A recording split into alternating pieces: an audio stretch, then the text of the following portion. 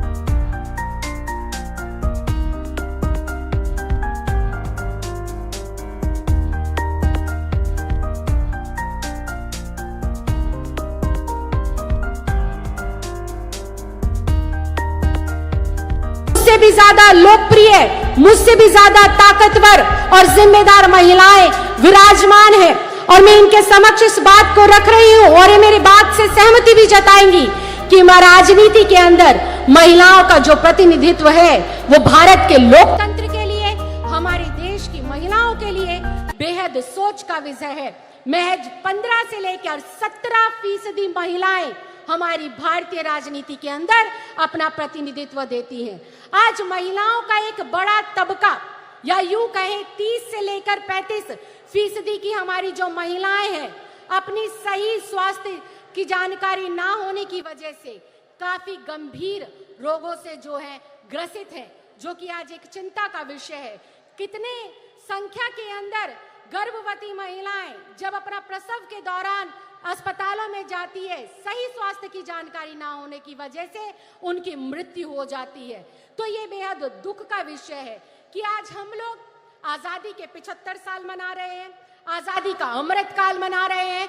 उसके उलट जो इस देश का अभिन्न अंग है, जो इस देश की जनसंख्या का 50% है, उसके भी आज हम स्वास्थ्य की चिंता, उसके शिक्षा की चिंता, उसकी सुरक्षा की चिंता, उसके रोजगार की चिंता के ऊपर आज इतना बड़ा सम्मेलन कर रहे हैं। इसके उलट अगर देखें, पिछले 75 सालों के अंदर आजादी में के बाद भी संविधान में अपने अधिकारों को प्राप्त करने के बावजूद भी आज महिलाओं के लिए क्या बढ़ रहा है? महिलाओं के लिए क्राइम दिन प्रतिदिन बढ़ रहा है। दूर दराज में रहने वाली कोई बेटी हो या शहर के बीचों बीच रहने वाली कोई बुजुर्ग महिला हो, हर वक्त 24 घंटे हर पहर वो असुरक्षा के भाव में जीती है। चाहे वो कोई कस्बा हो, चाहे गांव हो, देश की राजधानी हो, किसी शहर की, प्रदेश की राजधानी हो, आज हमारी बहन बेटियों के अंदर, आज हमारी महिलाओं के अंदर असुरक्षा का भाव हर वक्त उनके दिमाग में रहता है। इसके साथ साथ अशिक्षा का जो माहौल है, अशिक्षा का जो आंकड़ा है, वो जैसे जैसे आजादी का हमारा देश का समय बढ़ता जा रहा है, महिलाओं की अशिक्षा का आंकड़ा उतनी तेजी से बढ़ता जा रहा है। इसके साथ साथ घरेलू हिंसा हो, अत्याचार हो, महिलाओं की आवाज को दबाने वाले जो है अपराध हो, नित दिन उनका ग्राफ बढ़ता जा रहा है, जो कि बेहद दुर्भाग्यपूर्ण है। संविधान के अंदर तो, सरकारों के अंदर तो हम लोगों ने सिर्फ कागजों के ऊपर अपनी बेटियों को, अपनी महिलाओं को, अपनी बहनों को हक और अधिकार दिए हैं, लेकिन वास्तव में आज जरूरत है उन हक को, उन अधिकारों को जमीन पर उतारकर उनकी झोली में डालने का, उनको लाभ पहुंचाने का। आज जरूरत है समाज के तमाम बुद्धिजीवियों को, आज जरूरत है तमाम राजनीतिक दलों के, राजनीतिक लोगों को, आज जरूरत है जो है केंद्र की सरकार में बैठे हुए लोगों को और राज्य की सरकारों में बैठे हुए लोगों को ये सोचने की, इस पर मंथन करने की, इस पर चिंतन करने की जरूरत है कि हम हमारी बेटियों के अंदर से यह असुरक्षा का भाव कैसे खत्म करें, कैसे हम इस देश की प्रगति में अपना महत्वपूर्ण योगदान देने वाली देश की आधी आबादी जो हमारी बहनें हैं, जो हमारी माएं हैं, इनको कैसे हम बेहतर से बेहतर सुरक्षा दें, रोजगार के बेहतर से बेहतर अवसर प्रदान करें। आज राजनीति के अंदर जितनी महिलाओं की जरूरत है, उससे कहीं ज्यादा मुझे लगता है कि उन महिलाओं की जरूरत है जो गलियों में, कस्बों में, गली में, मोहल्लों में जाकर महिलाओं को उनके हक के लिए जागने का काम करे, उनको जागरूक बनाने का काम करे और आगे बढ़ाने का काम करे। मैं एक बार फिर से दिल की गहराइयों से बहुत बहुत धन्यवाद देना चाहती हूँ, बहुत बहुत आभार प्रकट करना चाहती हूँ तमिलनाडु की सरकार का और यहाँ पर आए हुए तमाम लोगों का, तमाम आयोजनकर्ताओं का, कि आपने देश की 75वीं वर्षगांठ जो खत्म हो गई है, अमृत काल के मौके पर इस ज्वलंत मुद्दे को उठाया। देश की जरूरत है आज महिलाओं को सशक्तिकरण देने की, देश की जरूरत है आज महिलाओं को उनके अधिकार देने की, और देश को आज जरूरत है आखिरी पंक्ति में खड़ी हुई महिला को शिक्षित करने की, रोजगार देने की। आपने मुझे बोलने का मौका दिया, इसके लिए मैं बहुत बहुत धन्यवाद देती हूँ, बहुत बहुत आभार प्रकट करती हूँ। जय हिंद, जय Bharat. Thank you, ma'am, for your special address. பெண்ணுரிமைக்கு தொடர்ந்து குரல் கொடுத்து வருபவரும் திரிணாமுல் காங்கிரஸ் கட்சியின் தேசிய செய்தி தொடர்பாளருமான திருமிகு சுஷ்மிதா தேவ் அவர்களை சிறப்புரையாற்ற அன்புடன் அழைக்கிறோம். It is our privilege and honor to invite திருமிகு Sushmita Dev, national spokesperson for the Dinamalar Congress, well known for her unwavering dedication to championing women's rights, to deliver the special address.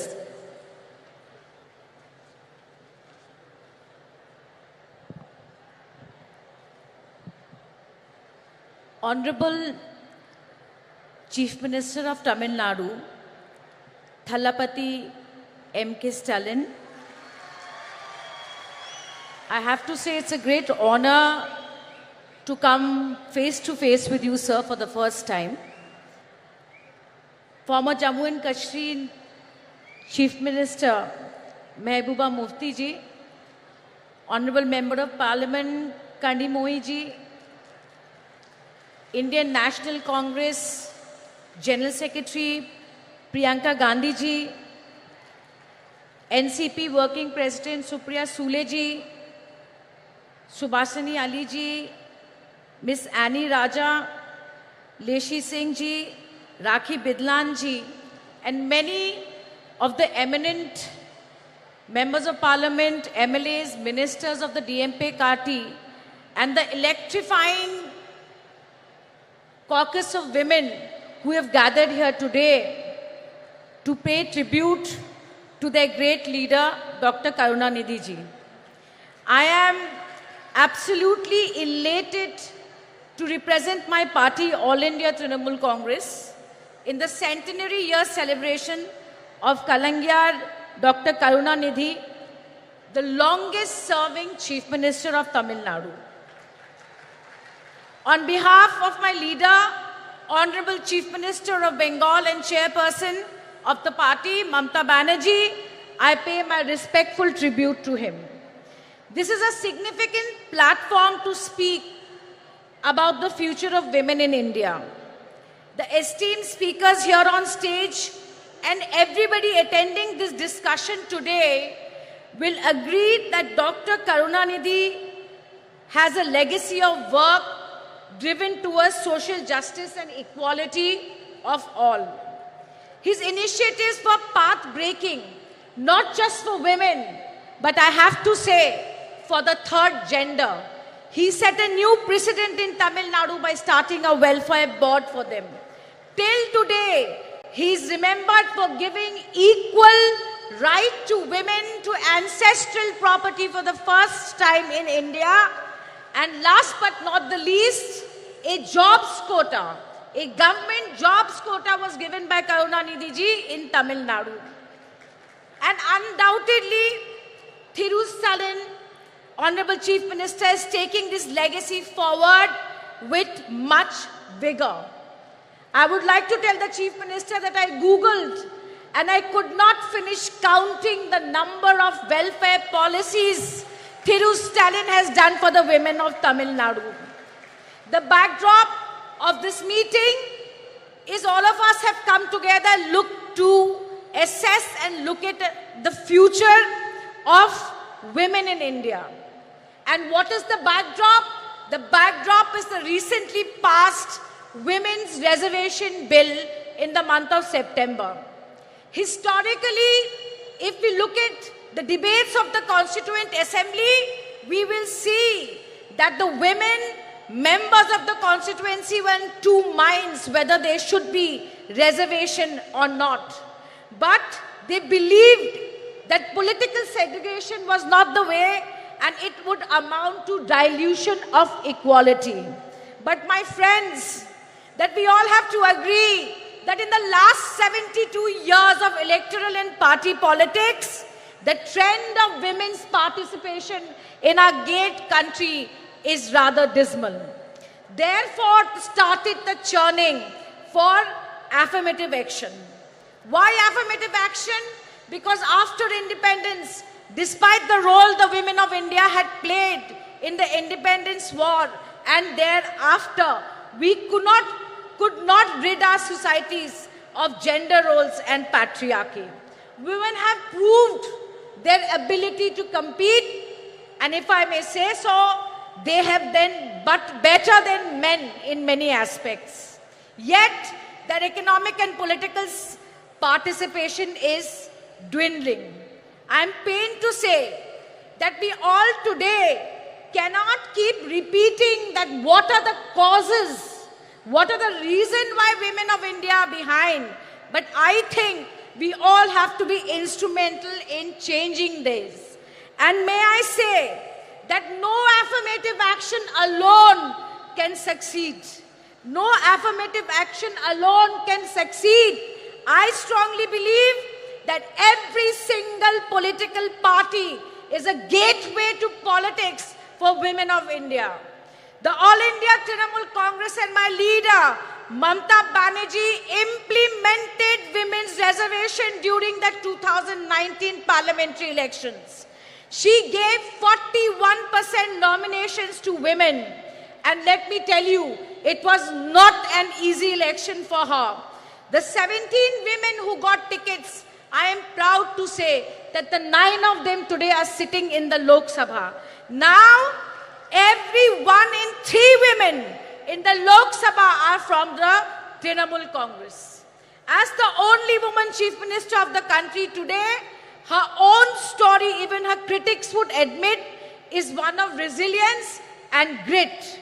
She faced every imaginable challenge, right from physical violence to patriarchy and even poverty, but stood tall through it. Once she succeeded, she used her party's capacity and her popularity to walk the talk and bring women to the forefront. Friends, compare Mr. Narendra Modi, the Prime Minister of India. His Beti Bachao and Beti Padhao campaign is nothing but an advertising and PR excess for Prime Minister Modi. I am sad to say that Nirbhaya shook the nation, but the funds remains unutilized. I am happy that women got the Ujjwala scheme, but the majority have rejected it. BJP, with an absolute majority, has delayed the reservation bill and given us a bill which is shackled in preconditions. It is preconditioned on a fresh census and a delimitation process. I hear on television people saying that women's reservation will be implemented in 2034. But let me tell you today that there is absolutely no guarantee that even if everything goes well, women's reservation will not come into effect till 2037. Not till 2037. The last time the Delimitation Commission was set up, it took 6 years to give a report. 6 years. Therefore, my friends, BJP is infamous for tokenism. Today, when the women's reservation bill was being debated in the parliament, we should be ashamed. We should be ashamed that the BJP MP accused of molesting our wrestlers was sitting in the parliament. Today, while women were being paraded naked in Manipur, raped and children orphaned, today the Prime Minister's conscience were not shaken. But like I said, how do we do it differently?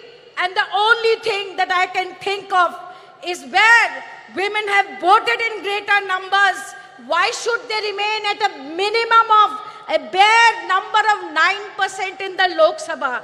If we want to change this, if we want to change, to demolish the systemic and systematic discrimination and marginalization of women within parties has to stop.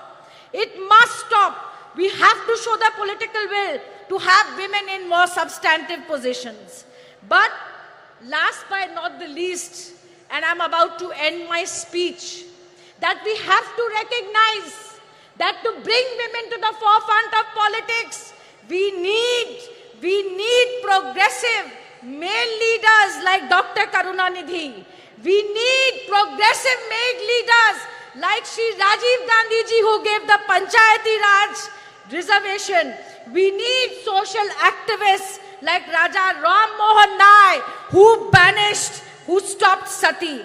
I have absolutely no doubt in my mind that India parties will come to power in 2024 and oust this regressive and anti-woman regime that is ruling the country and convert and turn this Women's Reservation Act into the greatest enabler in the history of this country for women amendment. I end my speech by quoting the only woman Prime Minister in this country, Indira Gandhi ji. there are two kinds of people, those who do the work and those who take the credit. While Prime Minister Modi takes credit for travesty of a law in the name of reservation, let us who are sitting here do the real work towards greater political representation women. With these words, I once again thank the DMK party. I thank the women wings of the DMK party and your patience for listening to me. Jai Hind. Thank you very much. Thank you, ma'am. Bihar மாநிலத்தின் உணவு மற்றும் நுகர்வோர் பாதுகாப்புத்துறை அமைச்சரும் ஐக்கிய ஜனதா தளம் கட்சியின் தேசிய நிர்வாக குழு உறுப்பினருமான திருமிகு லேஷி சிங் அவர்களை சிறப்புரையாற்ற அன்புடன் அழைக்கிறோம். We request திருமிகு லேஷி Singh, the Minister for Food and Consumer Protection of Bihar State.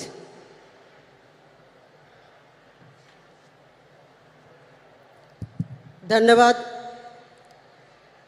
आज महिला अधिकार सम्मेलन में सर्वप्रथम मैं पार्टी जनता दल यूनाइटेड की ओर से उपस्थित महिला बहनों का हार्दिक अभिनंदन करती हूँ। मैं आभार प्रकट करना चाहती हूँ हमारे माननीय मुख्यमंत्री श्री नीतीश कुमार जी एवं जनता दल यूनाइटेड के राष्ट्रीय अध्यक्ष आदरणीय ललन सिंह जी का, जिन्होंने इस ऐतिहासिक कार्यक्रम में मुझे प्रतिनिधित्व करने का अवसर प्रदान किया।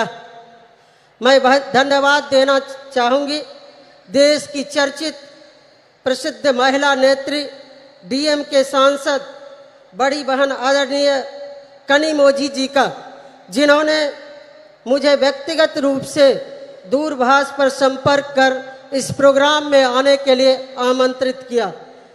मैं जनता दल यूनाइटेड की ओर से इस कार्यक्रम में उपस्थित इस लोकप्रिय मुख्यमंत्री आदरणीय MK स्टालिन जी, कांग्रेस की राष्ट्रीय महासचिव एवं देश की महिला बहनों की प्रेरणा स्रोत आदरणीय बहन प्रियंका गांधी जी, जम्मू कश्मीर की पूर्व मुख्यमंत्री एवं PDP पार्टी की अध्यक्ष महबूबा मुफ्ती जी, देश की प्रसिद्ध वरिष्ठ सांसद एवं NCP पार्टी की कार्यकारी अध्यक्ष बहन सुप्रिया सूले जी, समाजवादी पार्टी की नेता एवं माननीय सांसद बहन डिम्पल यादव जी, पूर्व सांसद एवं CPI-M पार्टी की पोलित ब्यूरो सदस्य बहन सुभाषिनी अली जी, पूर्व सांसद एवं ऑल इंडिया तृणमूल कांग्रेस की राष्ट्रीय प्रवक्ता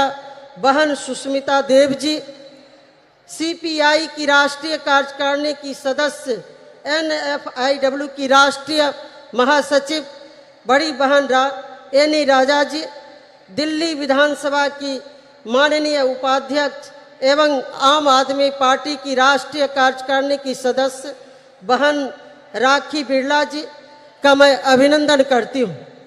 बहनों, कहा जाता है कि यत्र नारी पूज्यन्ते तत्र देवता, यानी जहाँ नारी की पूजा होती है वहाँ देवता का वास होता है।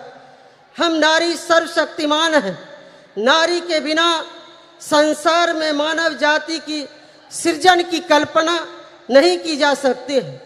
इसी शक्ति को सम्मान देने के लिए हमारे बिहार में माननीय मुख्यमंत्री श्री नीतीश कुमार जी ने सत्ता संभालते ही 2006 से पंचायती राज संस्थानों में एवं 2007 से नगर निकाय के निर्वाचन में महिलाओं के लिए 50% आरक्षण दिया जा रहा है। वहीं प्राथमिक शिक्षक नियोजन में 50% आरक्षण महिलाओं के लिए सुरक्षित है। राज्य में पहली बार पुलिस महिला बटालियन का गठन किया गया है। राज्य के सभी 40 पुलिस जिलों एवं 4 रेल पुलिस जिलों में एक महिला थाना की स्थापना किया गया है। राज्य में अनुसूचित जनजाति की महिलाओं के लिए स्वाभिमान बटालियन का गठन किया गया है। वहीं पुलिस बल में सिपाही से अवर निरीक्षक तक के पदों में सीधी नियुक्ति में महिलाओं के लिए 35% आरक्षण की व्यवस्था की गई। सरकारी सेवाओं संवर्गों के सभी स्तर के एवं सभी प्रकार के पदों पर सीधी नियुक्ति में 35% आरक्षण दिया ही जा रहा है। एक उदाहरण मात्र मैं देना चाहूंगी। बिहार राज्य में 1,07,431 पंच के पद पर कुल 63,974 पंच की सीट पर महिला जीतकर आई है। 38 जिला परिषद अध्यक्ष में 29 महिला जिला परिषद अध्यक्ष, वहीं कुल 8,058 मुखिया में कुल 4209 मुखिया पद पर आसीन है। पंचायती राज व्यवस्था में महिलाओं को आरक्षण देने की नेक सोच रखने वाले देश के हमारे भूतपूर्व प्रधानमंत्री स्वर्गीय राजीव जी को भी मैं स्मरण करना चाहूंगी। आज स्वर्गीय राजीव गांधी जी रहते तो महिलाओं को देश की संसद और विधानसभाओं में कब का 1/3 आरक्षण मिल गया होता। हमारे बिहार में नारी सशक्ति के अग्रणी नेता माननीय मुख्यमंत्री श्री नीतीश कुमार जी द्वारा ऐतिहासिक कदम उठाए गए, जिनकी चर्चा करूंगी तो काफी वक्त लग सकता है। मुख्यमंत्री बालिका पोशाक योजना, छात्रवृत्ति योजना, साइकिल योजना, बालिका प्रोत्साहन योजना, बिहार स्टूडेंट क्रेडिट कार्ड योजना, मुख्यमंत्री किशोरी स्वास्थ्य कार्यक्रम आदि चलाकर महिलाओं को अवसर प्रदान किया गया है। मुख्यमंत्री कन्या उत्थान योजना, लक्ष्मीबाई पेंशन योजना, मुख्यमंत्री नारी शक्ति योजना से महिलाओं को काफी लाभ पहुंचा है। जो महिला को कभी अबला कहा जाता था, उसे सबला बनाने के लिए हमारे माननीय मुख्यमंत्री श्री नीतीश कुमार जी प्रयास कर रहे हैं। मुख्यमंत्री महिला उद्यमी योजना चलाया जा रहा है, वहीं महिलाओं को सरकारी नौकरी में तो 35% आरक्षण दिया ही जा रहा है। तमिलनाडु में भी भूतपूर्व मुख्यमंत्री अभिभावक समान स्वर्गीय करुणानिधि जी के द्वारा महिलाओं के लिए कई योजनाएं चलाई गई। उन्हीं के पद चिन्हों पर चलकर वर्तमान मुख्यमंत्री स्टालिन जी भी महिलाओं को सम्मानित व गौरवान्वित करने का अवसर प्रदान किया है। हम इसके लिए आदरणीय स्टालिन जी का समस्त महिला बहनों की ओर से आभार प्रकट करती हूं और धन्यवाद देती हूं। एक तरफ स्वर्गीय राजीव गांधी जी, स्वर्गीय करुणानिधि जी, माननीय मुख्यमंत्री नीतीश कुमार जी, माननीय मुख्यमंत्री स्टालिन जी, माननीय मैडम सोनिया गांधी जी, जिन्होंने महिलाओं के हित में इतने ऐतिहासिक कदम उठाए हैं, लेकिन उसका ढिंढोरा नहीं पीटा जा रहा है, मार्केटिंग नहीं किया जा रहा है। बस सेवा भाव से महिलाओं को अधिकार प्रदान कर सशक्त करने के लिए काम किया जा रहा है। दूसरी ओर केंद्र की भाजपा सरकार, जिनके नेता नरेंद्र मोदी जी महिलाओं के लिए कुछ नहीं किया, बस योजनाओं को ब्रांडिंग कर अपने चेहरे को बढ़ाने चमकाने का काम किया। अभी हाल ही में महिला आरक्षण बिल को देश की संसद में भाजपा सरकार की ओर से लाया गया। सभी दलों ने मिलकर उसे पारित किया। इससे पहले भी मैडम सोनिया गांधी जी के प्रयास से डॉक्टर मनमोहन जी की सरकार ने प्रयास किया था। इस बिल का नाम नारी शक्ति वंदन अधिनियम रखा गया। बहनों भाइयों, लेकिन ये नारी शक्ति वंदन के बजाय मोदी वंदन बनकर रह गया।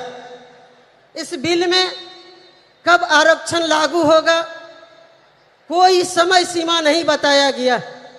वंचित अति पिछड़े वर्गों का ख्याल नहीं रखा गया है। लेकिन मोदी जी एक जुमला की तरह इस विधेयक पर अपनी पीठ थपथपा रहे हैं। नारी वंदन के बजाय नरेंद्र मोदी महिलाओं से आरती उतरवा रहे हैं, अपना चरण वंदन करवा रहे हैं। उनका इस बिल से कोई लेना देना नहीं है, सिर्फ अपना चेहरा चमकाने के लिए इस तरह का बिल पेश किया गया। माननीय मैडम सोनिया जी, मैं तमाम प्रियंका गांधी जी, तमाम यहाँ पर जितनी भी महिला नेत्री हैं, मैं उनको आश्वस्त करना चाहूँगी, मोदी सरकार देश में आने वाली नहीं है। ये बिल शायद आपके और नीतीश कुमार जी, स्टालिन जी, शरद पवार जी, इंडिया के प्रमुख नेताओं के नेतृत्व में बनने वाली सरकार में ही ये संभव हो पाएगा। हम सभी चाहते हैं देश की महिला आरक्षण बिल में बिहार मॉडल को अपनाया जाए, जिसमें आबादी के हिसाब से 50% आरक्षण महिलाओं को बिल मिल सके, बिल में प्रावधान हो। इस कार्यक्रम के माध्यम से देश की महिला बहनों से कहना चाहूंगी कि हम महिलाएं किसी क्षेत्र में पुरुषों से कम नहीं है। यहाँ तक कि पुरुषों के तुलना में महिलाएं ज़्यादा ईमानदार, कर्तव्यनिष्ठ हैं। आज महिलाएं हर क्षेत्र में अव्वल होती आ रही हैं। महिला एक घर में जन्म से लेकर दूसरे के घर भी जाकर उसे सुसज्जित संस्कार देने का काम करती है। महिलाएं धरती से लेकर अंतरिक्ष तक पहुंची। महिलाओं को केवल अवसर मिलने की आवश्यकता है। महिलाओं को अवसर मिलने पर महिलाओं ने साबित कर दिया है कि पुरुषों से कई ज़्यादा गुना काबिलियत महिलाओं में है। देश की महिला प्रधानमंत्री स्वर्गीय इंदिरा गांधी जी इसका सशक्त उदाहरण है, जिन्होंने अपनी नेतृत्व क्षमता से दुश्मन देश के दांत खट्टे कर अपनी दृढ़ इच्छा शक्ति संकल्प के कारण उन्हें आयरन लेडी कहा जाता है। मुझे विश्वास है जिस तरह से इंडिया के नेतागण, चाहे वो माननीय मुख्यमंत्री नीतीश कुमार जी हो, चाहे मैडम सोनिया जी, मैडम प्रियंका गांधी जी, महबूबा जी, स्टालिन जी, मैडम कनिमोझी जी, सुप्रिया सुले जी एवं समस्त मंचासीन विभिन्न विपक्षी नेताओं के दलों के नेताओं के सभी महिला नेतृगण आदि ने महिलाओं को अवसर और संबल प्रदान कर रहे हैं। वो दिन दूर नहीं, महिला इतनी सशक्त होगी कि वेद पुरानों इतिहास में जो उसे शक्ति प्रदान थी वो शक्ति प्राप्त करेंगी, तभी आरक्षण के लिए मोहताज नहीं होना पड़ेगा। मैं विनम्रता के साथ अनुरोध करना चाहूँगी मैडम प्रियंका जी से, मैडम कनिमोझी जी से, मैडम सुप्रिया सुले जी से, महबूबा जी से एवं समस्त मंचासीन सभी महिला नेत्रियों से कि एकजुट होकर देशव्यापी कार्यक्रम के तहत मातृवंदन अभियान पर निकलें। हम सभी साथ मिलकर कदम से कदम मिलाकर चलने को तैयार हैं।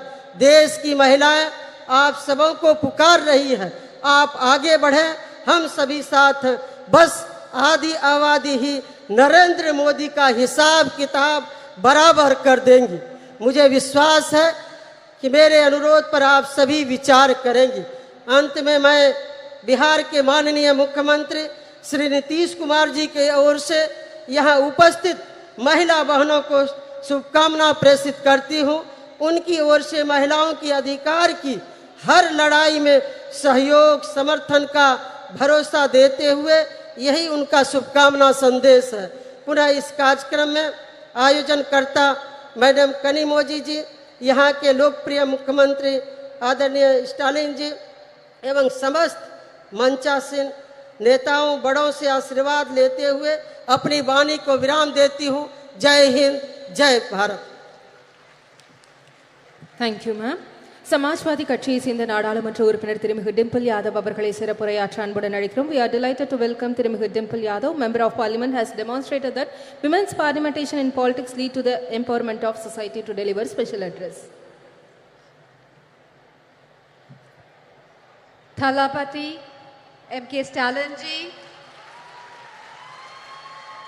Mrs. Kani Mohi, MP and Deputy General Secretary of DMK,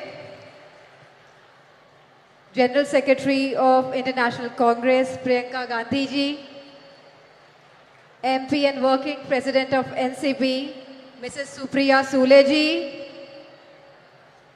former Chief Minister of Jammu Kashmir, Chairperson PDP Mrs. Mehbooba Mufti ji, former MP and Pilot Bureau Member of CPI-M Mrs. Vashni Ali ji, National Congress National Executive Committee Member CPI Mrs. Ani Raja ji, Minister of Food and Consumer Protection Government of Bihar Mrs. Leshi Singh ji, Deputy Speaker Delhi Assembly and National Executive Member of AAP Mrs. Rakhi Bidlan ji, former MP and National Spokesperson AITC Mrs. Shushmita Dev ji, and all the dignitaries who are present in front of me, all the distinguished guests and my fellow citizens of India. This day and moment have been 100 years in the making, as today we celebrate the centenary of the DMK patriarch and a great son of soil, a towering leader, a progressive ideologue, a politician par excellence, and the founder of the political movement for the betterment of India and all its people, respected Shri M. Karunanidhi ji. He was popular as Kalanyar and Muttamind Aranyar. Kalanyar was the title of Tamil politics. His life was marked by a relentless struggle for social justice and the empowerment of the marginalized communities, minorities, OBCs, SC/STs, and especially women. His political journey was an unending quest to eradicate social inequalities. He championed the cause for women's rights, advocating for gender equality in a deeply patriarchal society. He advocated affirmative actions to support oppressed, marginalized communities and minorities. He was a great advocate of increased state autonomy and accountability in the Indian federal structure. He pursued the Rajamanar Committee's report that was accepted by the then Prime Minister, Mrs. Indira Gandhi ji, and the Chief Ministers got the right to hoist the flags on Independence Day. Kalanar's life was dedicated to the pursuit of social justice, an endeavor that remains even more relevant and inspiring today. His vision was rooted in the principles of equality, fairness, and inclusivity. He believed that society could only prosper when every citizen, regardless of their background, was given equal opportunities to thrive. Under his leadership, the DMK pioneered several progressive policies that aimed to uplift the marginalized and oppressed sections of society. His government increased the reservation for backward classes from 25 to 31% and from 16 to 18% for SC/STs, established the first ministry for the welfare of the backward class.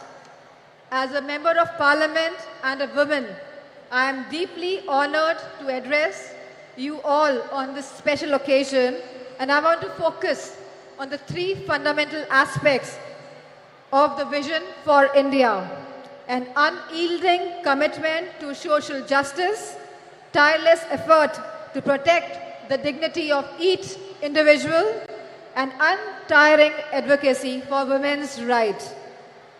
Samajwadi Party remains committed to these ideals as we cherish and uphold an unwavering commitment to protecting the respect and dignity of every individual. In a diverse India, the protection of regional, social, cultural, and linguistic identities is of paramount importance as it is the integral to the identity and pride of each and every individual. Leadership in this regard is not about exclusion, but rather about pluralism and diversity. Celebrating the unique cultural tapestry that is India. Now I turn my attention to the third crucial aspect of our vision, a deep sense of commitment to women's rights.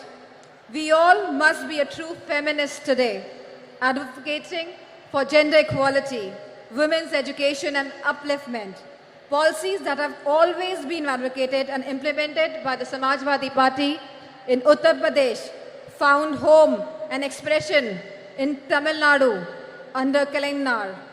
He raised girls' marriageable age, provided women one-third reservations in the government jobs, local body elections, property rights, subsidized loans, financial assistance to widows, marriage, intercaste marriages, self-help groups, vocational training programs, free power and gas connections, and rice at ₹1, and many much policies.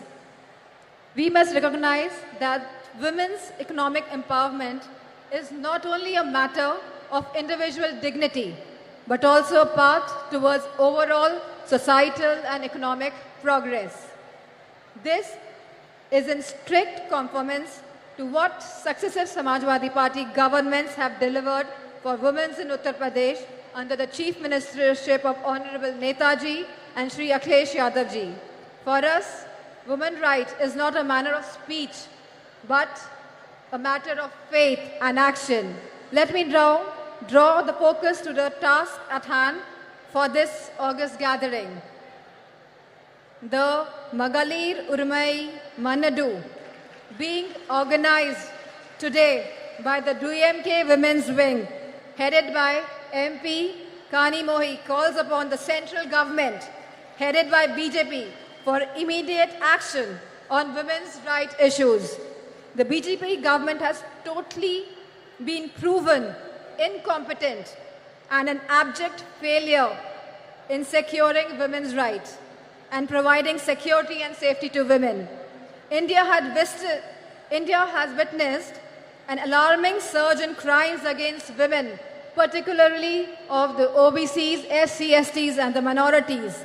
This dire situation reflects poorly on the government's ability to ensure the safety and the security of women, especially from the OBCs, SC/STs and minorities who bear the brunt of this crisis.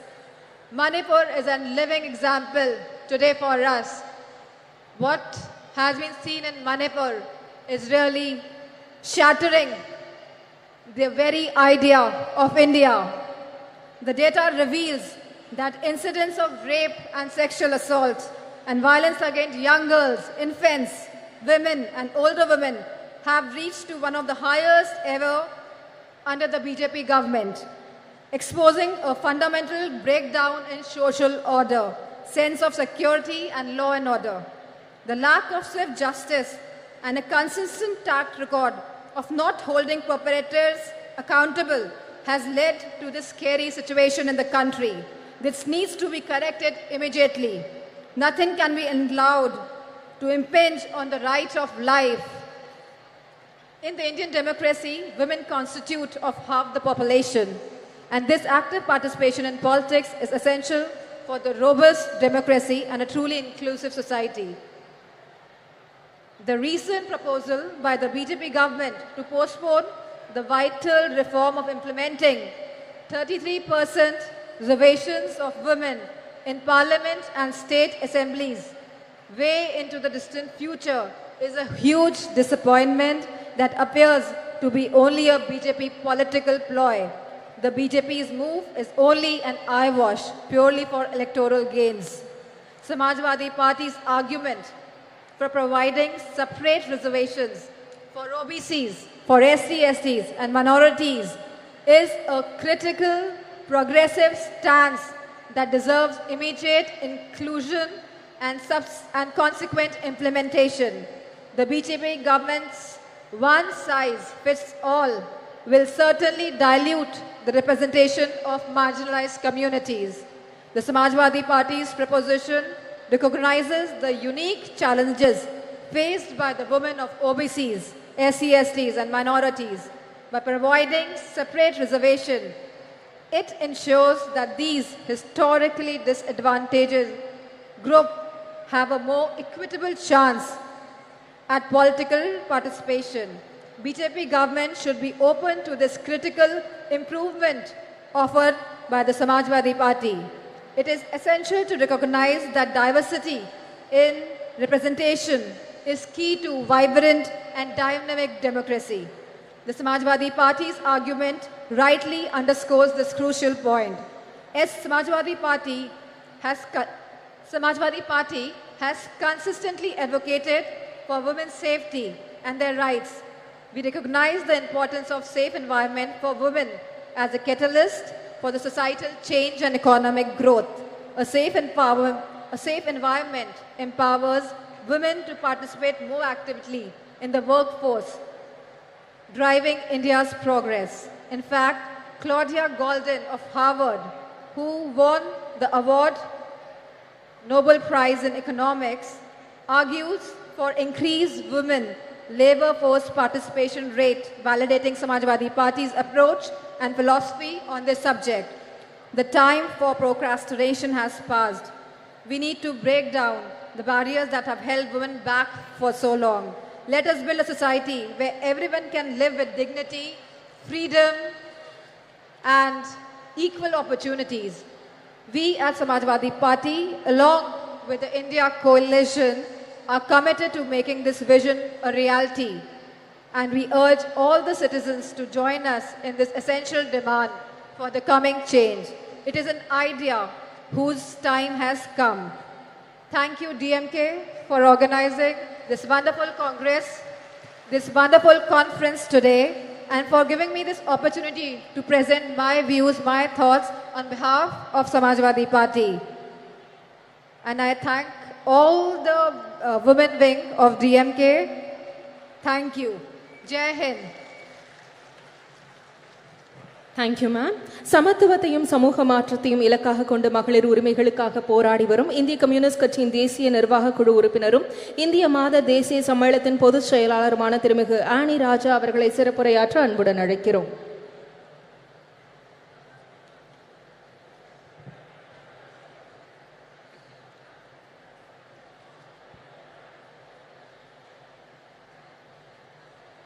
From the depth of my heart, I express my homage to the only one Kalaignar who showed the people and the country that how the words can be transformed into actions and how it can be beneficial to the people and especially to the women and children of the country, particularly the state of Tamil Nadu.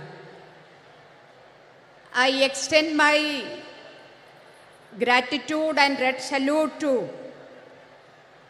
Tandai Periyar, Phule, Dr. Ambedkar, Ayyankali, Ayodhyadas Pandita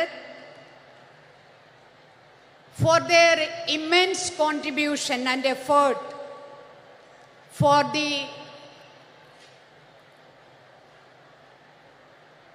today what we have achieved, and today we are standing before you and the party is organizing a meeting for the women to discuss about their rights.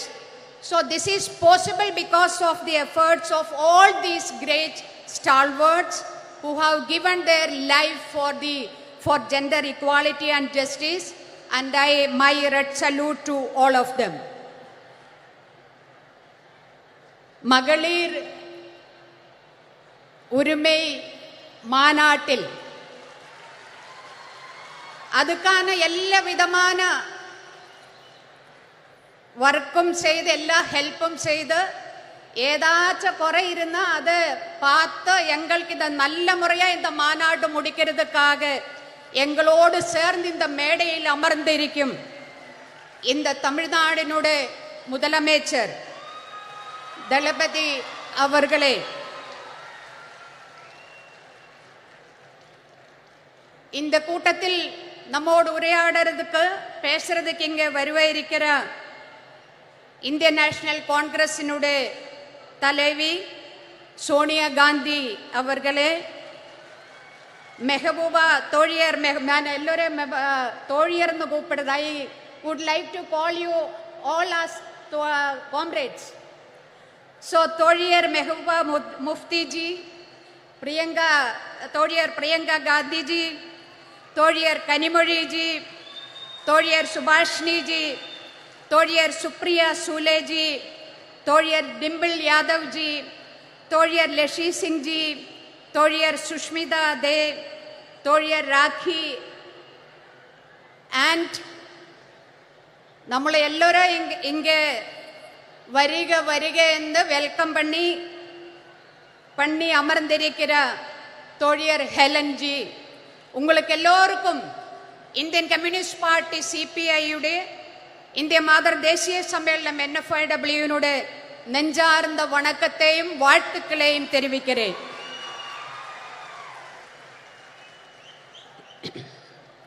கலைஞருடைய நூற்றாண்டு விழா கொண்டாடுறதுக்காக, கலைஞருடைய வாழ்க்கையே கொண்டாடுறதுக்கான இந்த கூட்டத்தில் இங்கே அமர்ந்திருக்கிற இந்த தமிழ்நாட்டினுடைய எல்லா மாவட்டங்களிலும் வந்திருக்கிறார் என்னுடைய அன்புக்கும் மரியாதைக்கும் கூறிய தோழியர் DMK தோழியர்களே, உங்களை எல்லோரையும் சேர்த்து பிடிச்ச ஒரு முத்தத்தை கொடுக்கிறேன். நம்ம இந்த பெண்கள் உரிமை மாநாடு நடக்கும்போது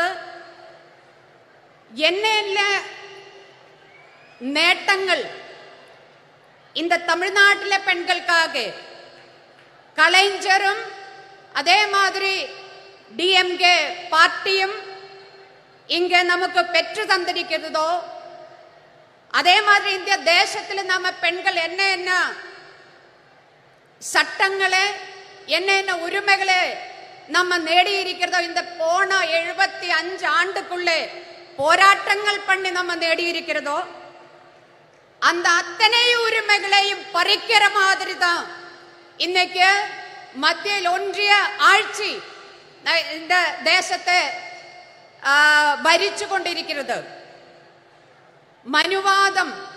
மனுவாதி பாசிசம் இந்தியாவில் எல்லா இடத்திலுமே பாம்பு மாதிரி, விஷப்பாம்பு மாதிரி பத்தி விடர்த்தி ஆடுறத ஒரு நிலைமையை பார்க்கிறது. மதேதர மதசார்பற்ற இந்தியாவினுடைய பாராளுமன்றத்தில் இன்னைக்கு கேட்கிறது ஜெய் ஸ்ரீராம் എന്നൊരു குரல் தான். அதே மாதிரி செங்கோல் இன்னைக்கு இந்தியாவினுடைய பிரசிடென்ட், ஒரு பெண் பிரசிடென்ட், அவங்க தாழ்த்தப்பட்ட ஒடுக்கப்பட்ட கம்யூனிட்டியிலிருந்து வந்திருக்கிற பிரசிடென்ட், அந்த மாதிரி ஒரு பெண் பிரசிடென்ட் இருக்கும் போதும் இந்தியாவினுடைய பாராளுமன்றத்துக்கு வெளியே அவங்களை உட்கார வச்சு பாராளுமன்றத்துக்குள்ள செங்கோல் கொண்டு வைக்கிற ஆட்சி இന്ന് நரேந்திர மோடி 56 இன்ச் நெஞ்சளவுள்ள பிரதமர் உட்கார்ந்து இந்த தேசத்தை தொலைக்கிறதுக்காக உட்கார்ந்திருக்கிற ஒரு கட்டத்தில் தான், ஒரு சந்தர்ப்பத்தில் தான் மகளிர் உரிமை மாநாடு கலைஞருடைய நூற்றாண்டு விழாவை ஒட்டி இന്ന് நாம இங்க நடத்திட்டு இருக்கிறது. இந்த நாட்டில் நடக்கிற மரணங்கள், அது கூட்ட மரணங்களா இருந்தாலும் சரி, அது ஆற்றில் ஒழுகி நடக்கிற டெட் பாடிஸ் ஆயிருந்தாலும் சரி, மணிப்பூரிലെ മോർച്ചറിയിൽ 5 മാസത്തിലേറെയാ ഇരിக்கிற അഴുകര ഡെഡ് ബോഡീസ് ആയിരുന്നാലും ശരി, അതൊന്നുമേ இந்த 56 இன்ச் நெஞ்சளவுள்ள பிரதமர் நரேந்திர மோடிக்கு கொஞ்சம் கூடி கவலை இல்லையா? ബലാത്സംഗം, പാലിയൽ ബലാത്കാരമാവട്ടെ, കൂട്ടപാലിയൽ ബലാത്കാരമാവട്ടെ, அதெல்லாமே சேனல் சர்ச்சை, நம்ம ஊடகங்களில் சர்ச்சை 2 நாள் 4 நாள். அதுக்கு பிறகு யாரையுமே அது கவலைப்படுத்தாத ஒரு செய்தியா மாறி இருக்கிற ஒரு சமயத்தில் தான் மகளிர் உரிமைக்கான மாநாடு நாம இங்க நடத்திட்டு இருக்கிறது. 2002 குஜராத் கலவரம். அந்த குஜராத் கலவரம் அது பிளான் பண்ணி டிசைன் பண்ணி நடப்பிலாக்கிய கலவரம் தான். ஆனா இந்த 2023 நாம இந்த மகளிர் மாநாடு நடக்கும் போது, உரிமை மாநாடு நடக்கிற இந்த டைமில் எங்க வேணாலும் எப்ப வேணாலும் நம்மளை மரணம் நம்மளை தேடி வர ஒரு நிலைமை. எங்க வேணாலும் எப்ப வேணாலும் பெண்கள் பாலியல் பலாத்காரத்துக்கு ஆளாகிற ஒரு நிலைமை. அந்த மாதிரி ஒரு நிலைமையில் தான் இன்னைக்கு நாம இருக்கிறது. ட்ரெயினில் பயணம் செய்யும்போ அந்த ட்ரெயினில் பயணம் செய்யறவங்களே அவங்களை காப்பாற்றுவதற்காக போலீஸ், ரயில்வே போலீஸ் இருக்கிறது. ஆனா அந்த ரயில்வே போலீஸ் பயனாளிகளை தோக்கெடுத்து துப்பாக்கி எடுத்து சுட்டு கொலை பண்ணற காட்சி நம்ம கண் முன்னாடி இருக்கிறது. அதே மாதிரி ஒரு ஸ்கூலில், பள்ளிக்கூடத்தில் ஒரு டீச்சர் உட்கார்ந்த மத்த ஒரு முஸ்லிம் ஸ்டூடெண்ட் நிக்க வச்சு மத்த ஸ்டூடெண்ட்ஸோட சொல்றது, நீங்க எல்லாரும் போய் அடியுங்கோ அந்த குழந்தைன்னு சொல்லி குழந்தைகள் தயங்குறது. ஆனாலும் அவங்கள ஃபோர்ஸ் பண்ணி அந்த குழந்தைய அடிக்க வைக்கிறது. இதும் நம்ம கண் முன்னாடி பார்த்துட்டு இருக்கிறது. ஒரு சிறுமி, 8 வயசான சிறுமி கூட்ட பாலியல் பலாத்காரத்தின் இரையாயி அங்கே இருந்து தப்பிச்சோடி பல வாதிலும் தட்டி விழிக்கிறது, முட்டுறது, என்னை காப்பாற்றுங்கோ. யாருமே வாதில் துறக்காம அதே அப்படியே ஆட்டி ஓடிக்கிறது. இதும் நம்ம கண் முன்னாடி நடக்கிறது. இந்த மாதிரி ஒரு நிலைமையில் ஏன் இது நடக்காம இருக்குவே? 2014 இந்தியில ஒன்றியத்தில் பிஜேபி தலைமையிலான ஆட்சியா வந்ததிலிருந்து, அதுக்கு முன்னாடியே பெண்களுக்கு எதிரான வன்கொடுமைகள் நடந்துட்டு இருந்தது. ஆனா 2014 இருந்து பார்த்தா அதனுடைய நம்பர் அது ரொம்ப அதிகமா போயிட்டு இருக்கிறது. நம்பர் அதிகமா போகிறது மட்டும் கிடையாது, அதனுடைய குரூரதா எவ்வளவு கொடூரமான விதத்தில் அந்த பெண்கள் அந்த மாதிரி பாலியல் பலாத்காரத்துக்கு ஆளாகிறது. இது மட்டுமல்ல, இந்த மாதிரி பாலியல் பலாத்காரத்துக்கு ஆளான அது கேஸுக்கு போனா, கோர்ட்டுக்கு போனா அங்க குத்தவாளிக்கு தண்டனை கிடைக்கிறது ரொம்ப ரொம்ப கம்மி. 100 கேஸ் எடுத்தா அதுல 5 கேஸில் கூடி குத்தவாளியை தண்டிக்கிறது கிடையாது.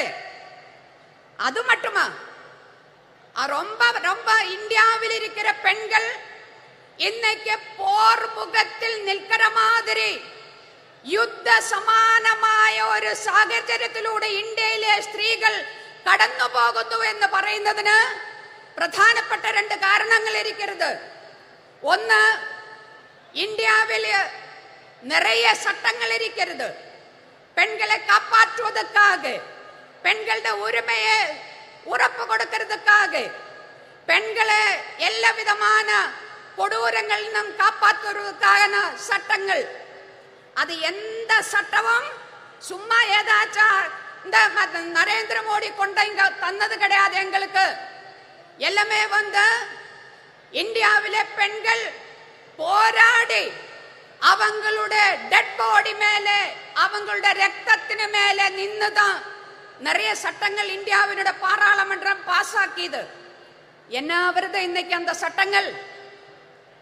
அங்கே குஜராத்தில் பில்கிஸ் பானுவினை பற்றி ഞാൻ നിങ്ങളോടെല്ലാം சொல்ல வேண்டிய அவசியம் கிடையாது.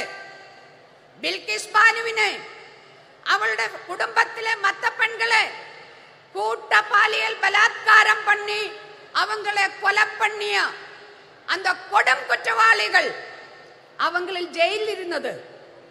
இந்தியா 56 ഇഞ്ചുകാരൻ പ്രധാനമന്ത്രിയുടെ തലമയിൽ 75 ആണ്ട് സ്വതന്ത്ര ദിന വിഴ நம்ம செலிப்ரேட் பண்ணியிருக்கும் போது, இந்தியாவில ஜனங்கள் செலிப்ரேட் பண்ணியிருக்கும் போது, இந்தியாவினுடைய பிரதமர் நரேந்திர மோடி செங்கோட்டையில் இருந்து பேசிட்டு இருக்கும் போது, அதே நேரத்தில் குஜராத்தில் இருந்த அந்த கொடும் குற்றவாளிகளை, ஜெயிலில் இருந்த அந்த குற்றவாளிகளை அப்படியே ஜெயில் துறந்து விட, நீங்கள் எல்லாம் போயிடுங்கோ என்ன சொன்னது?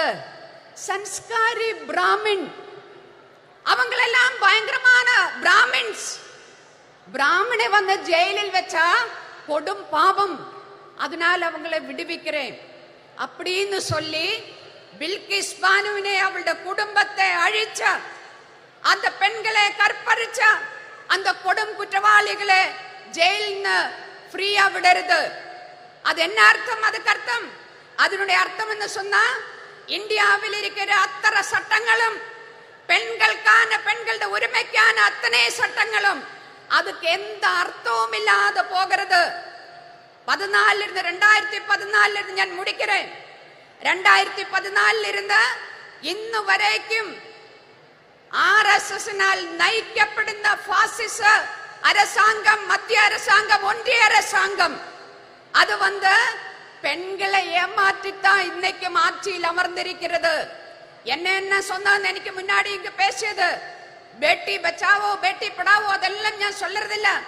இப்ப என்ன கடைசியில வந்து பெண்களுக்கு இடஒதுக்கீடு சட்டம் பாஸ் பண்ணி இருக்கிறது. இந்த பேப்பர்ல சக்கரை எழுதி வைக்கிறது, சக்கரை. அப்புறம் கட்டன் சாயை எடுத்து நான் குடிக்கிறது. அந்த கட்டன் சாயில விலைவாசினால சக்கரை கிடையாது. இன்னைக்கு சென்டர் அங்க இருந்தா சக்கரை கொடுக்கறது கிடையாது. இங்க தமிழ்நாட்டுல சக்கரை கொடுக்கறதா என்னன்னு தெரியல எனக்கு. ஆனா இந்த கட்டன் சாயை இப்படி பார்த்து, அல்ல சாரி, இந்த பேப்பர்ல சக்கரான்னு எழுதி இருக்கிறது இப்படி ஒரு முறை பார்த்து, கட்டன் சாயா குடிச்சா மதுரிக்குமா, இனிப்பாயிருக்குமா? அதே மாதிரிதான் ஏட்டிலே புக்கிலே பசு புல்லு தின்ன மாட்டே. மகளிருக்கு இடஒதுக்கீடு சட்டம்னு சொல்லி பாஸ் பண்ணிது தெய்வம் ஆறு? நரேந்திர மோடி. ஆனா இது எப்ப அமல்படுத்துவே? ஏதாச்சும் சொல்லி இருக்கிறதா? இன்னைக்கு அமல்படுத்ததா? நாளைக்கு அமல்படுத்துறதா? 2024 அமல்படுத்துறதா? எதுவுமே சொல்லிருதில்ல. நரேந்திர மோடியோட வாழ்வில இது பார்க்க முடியுமா என்னன்னே சொல்றதில்ல. பெண்களை ஏமாற்றி ஆட்சியில் அமர்ந்திருக்கிற நரேந்திர மோடி அரசாங்கத்தை ஒழிச்சு கட்டுறதுக்காக கலைஞர்ல இருந்த இந்த நாட்டில் பெண்களுக்கான யாராரு என்ன உரிமைகள் வாங்கி தந்ததோ அத்தனை உரிமைகளையும் காப்பாற்றுவதற்காக இந்தியாவினுடைய அரசியல் சாசன சட்டத்தை, இந்தியாவினுடைய ஜனநாயகத்தை, இந்தியாவினுடைய மத சார்பன்மையை காப்பாற்றுவதற்காக நாம எல்லோரும் இப்படி எந்த ஜாதி எந்த மதம் என்று தெரியாம அது பார்க்காம நம்ம எல்லோரும் இப்படி அமர்ந்திருக்கிறது. அந்த மாதிரி நாளைக்கும் நமக்கு எல்லாருக்கும் சேர்ந்து அமர்ந்திருக்கிறதுக்காக, இந்தியை காப்பாற்றுவதற்காக, நம்மளை நாமே காப்பாற்றுவதற்காக இந்த மாநாடு நரேந்திர மோடி ஆட்சியினுடைய முற்றுப்புள்ளி வைக்கிறையா மாட்டாடா மாற வேண்டதா இருக்குன்னு சொல்லி விடைபெறுகிறேன். நன்றி, வணக்கம். இன்குலாப் சிந்தாபாத். சிறப்புரையாற்றியமைக்கு நன்றி அம்மா. தேர்ந்த அரசியல்வாதியும் ஒப்பற்ற போராளியுமான தேசியவாத காங்கிரஸ் கட்சியின் செயல் தலைவர், நாடாளுமன்ற உறுப்பினர் திருமிகு சுப்ரியா சூலே அவர்களை சிறப்புரையாற்ற அன்புடன் அழைக்கிறோம்.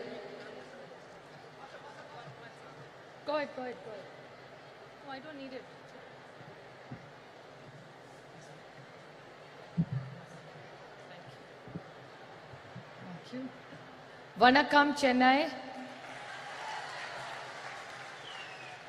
Women's Rights Conference. Talapati MK Stalin Anna, Durga Anni, Mehbooba Mufti ji, Priyanka Gandhi ji, Dimple Yadav ji, Subhashini Ali ji, Annie Raja ji, Leshi Singh ji, Rakhi Bidlan, Sushmita Dev, Anubi Sadagiri Kanimoli, Helen Davidson, Namakkal Rani, all the honorable MPs, ministers, media, DMK leaders and policy makers. I thank the DMK for hosting this most wonderful event today here. And when I stand here, I must, when I start my speech, pay great honors and respect to Periyar, Annadurai, Kalingnar, Karunanidhi ji on his centenary year, Chhatrapati Shivaji Shahu Phule Ambedkar, which is the legacy we work, and a very special moment. Sena Tamila Enuma Podinile Imbatetan Vanda Payuda Kadanile. What I have been told this means is Tamil is a very sweet language and it's like sweet honey when you get. So Tamil, which is a beautiful language, which I fortunately in Parliament am surrounded by DMK. There is Baluji, our leader, who sits in the front, Soniya ji, who sits in the front. Then I have Raja, I have Daya, I have all Sumati, my friend, who sits right behind me, Jyoti Mani. I have all my other friends. I was listing them out. Shabir, who sits right next to me, my younger brother, who's sitting right next to you, all of them, Karti Chidambaram. So sometimes I'm confused whether I'm in NCP or I'm in DMK because I'm surrounded only by DMK. And I'm going to request Stalin Anna that we are fighting for our party and symbol in Maharashtra. So if Maharashtra doesn't get a ticket, I know one ticket I will get is from DMK in the Tamil Nadu here. But it's really wonderful to be here because Tamil Nadu has a rich legacy. It's a state which has done social justice. The state which I come from, of Shahu Phule Ambedkar's, you have the same rich legacy of Periyar, Annadurai, and of Karunanidhi ji. So we feel very proud, and I was very blessed and lucky to meet Karunanidhi ji whenever he came to Delhi. So I had the opportunity to take his blessings and learn few things, and the opportunity to work with his children who have such a big legacy of the DMK party. So it's an honor for us to be here. And the beauty of DMK and Tamil Nadu is that here I asked somebody today before coming here, what are the few things the Tamilian pride is? They said our pride is of social justice. We are proud of our language. There is no caste, no religion. It's only our language which fills us together. And I would like to tell Talapati Stalin Anna one thing. That's one thing that the entire DMK in India's parliament stands for is their proud Tamil legacy that they're proud of.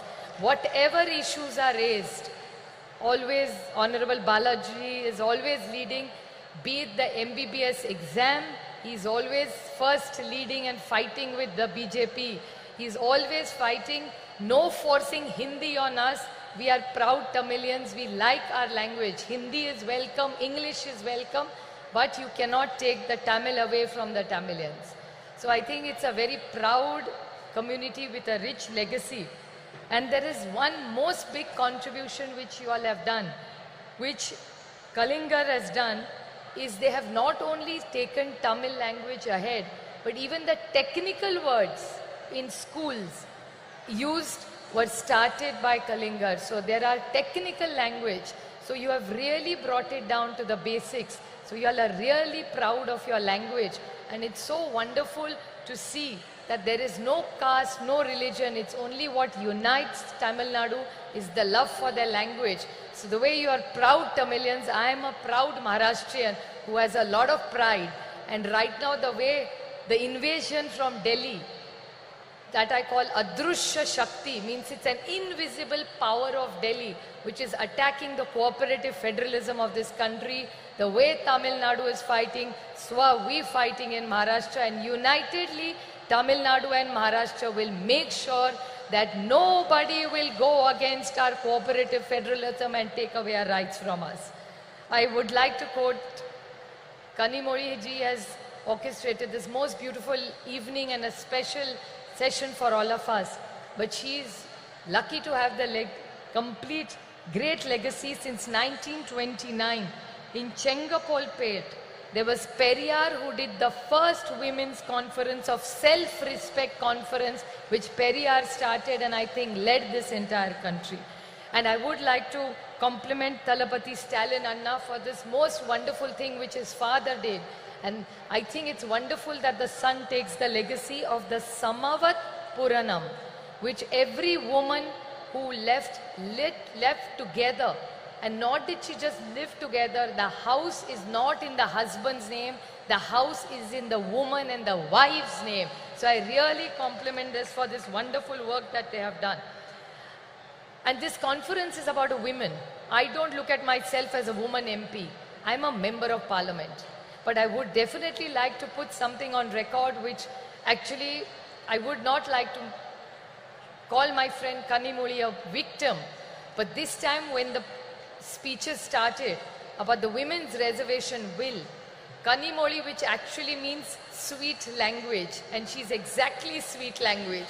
So when Kanimoli stood up to give her speech in parliament, she stood up and the bullies of the Bharatiya Janata Party who claim they want to wish women, before Kanimoli started her speech, started heckling her.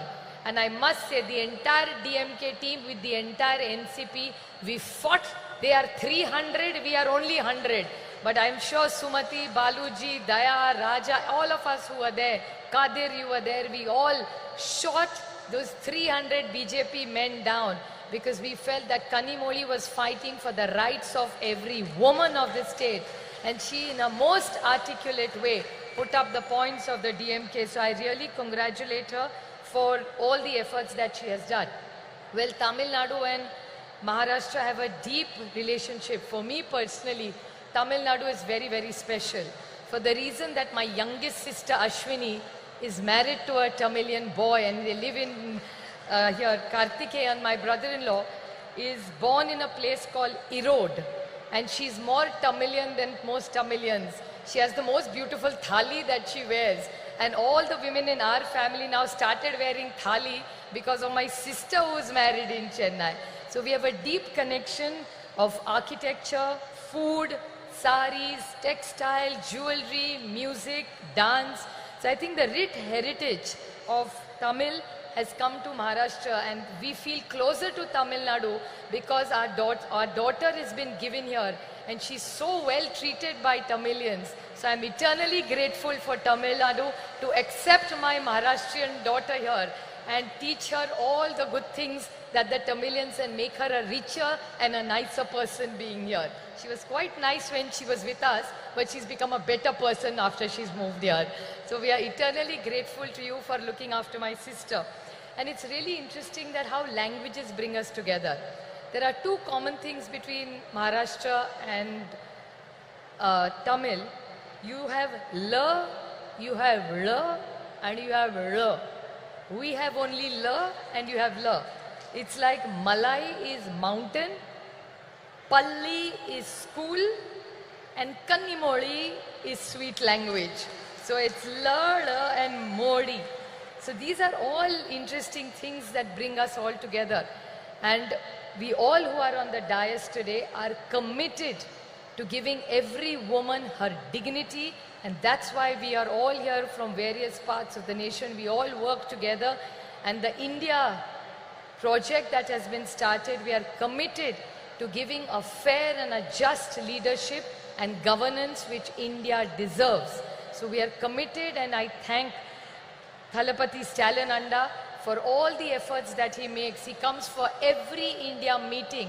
The first leader to come to the meeting is Baluji and Anna. Most punctual, most eager. Sometimes people are talking in Hindi. They have no clue what is going on.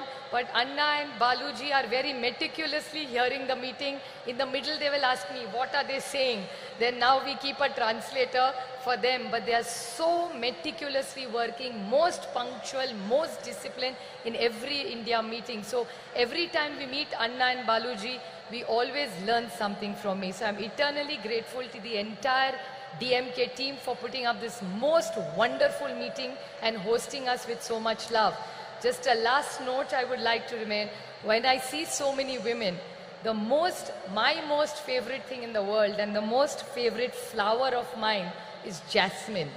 And the Mallipu is most beautiful, which is Mallipu is the best quality Mallipu you get is in Chennai. And every time I come to Chennai, I take 2 kilos of Mallipu for my mother. It's the most precious gift that I can give my mother. And while I was walking, when I came to meet Anni, I saw in the audience, I could smell this beautiful fragrance of happiness, joy and celebration. The whole power of this positive energy of the women of Chennai. I'm eternally grateful for us to be here together, to celebrate life, to celebrate freedom, to celebrate joy, to bring it, because I think women have a huge power behind, and it's not about genders. I think the great teamwork that we have done, and like Kanimoli always says in Parliament, don't put us on a pedestal and glorify us as women. We are gender equal, we are as equal as the men. We don't want glorification. We only want equal rights, which we have deserved. And I think with the legacy of Periyar, Anna and Kalingar, I think Tamil Nadu leads the way to all of us for a better India. Thank you very much. சிறப்புரைக்கு மனமார்ந்த நன்றி. அரை நூற்றாண்டிற்கு மேலான பொது வாழ்வில் ஒடுக்கப்பட்ட மக்களின் உரிமை குரலாய் ஒலித்துக் கொண்டிருக்கும் முன்னாள் நாடாளுமன்ற உறுப்பினராகவும் மார்க்சிஸ்ட் கம்யூனிஸ்ட் கட்சியின் இந்நாள் பொலிட் பீரோ உறுப்பினராகவும் திகழும் திருமிகு சுபாஷினி அலி அவர்களை சிறப்புரையாற்ற அன்புடன் அழைக்கிறோம்.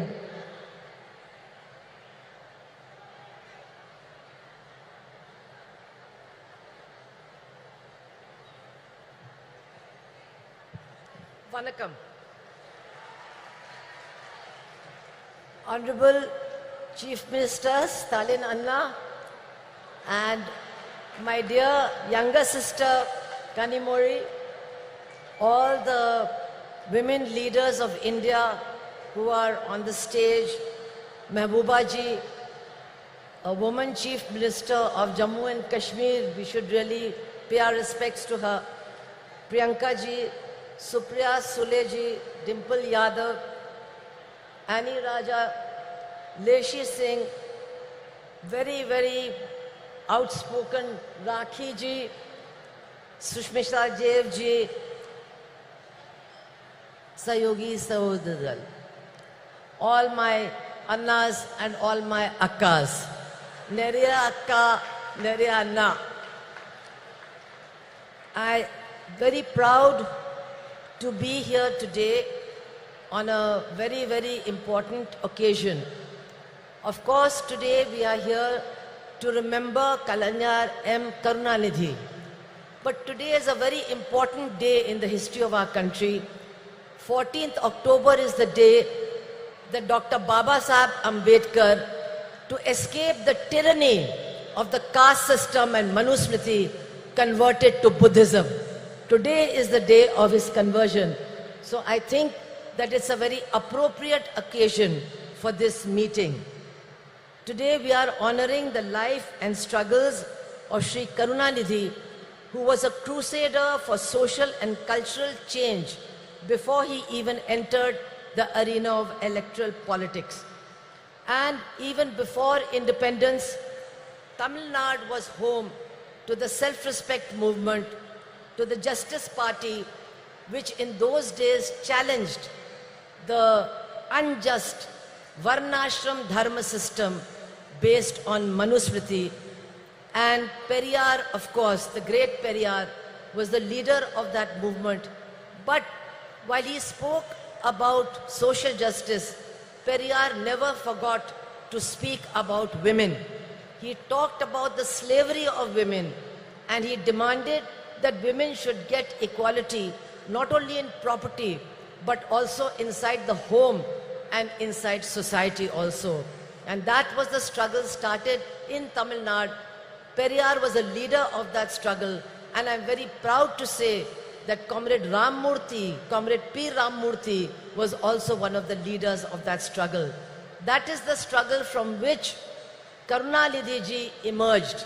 He was a writer, he was a poet, he was a script writer, he was a great journalist, he was a great orator, And after 1965, when the big anti-Hindi agitation took place in Chennai, and I was a witness to that because I was a student in Chennai, and I'm happy to tell you, I was the only Hindi-speaking person who was also supporting that movement in Tamil Nadu. And it was that movement which changed the politics of Tamil Nadu. And the DMK, people like the Karunanidhi ji, they won not only the hearts and minds of the Tamil people, but also their votes.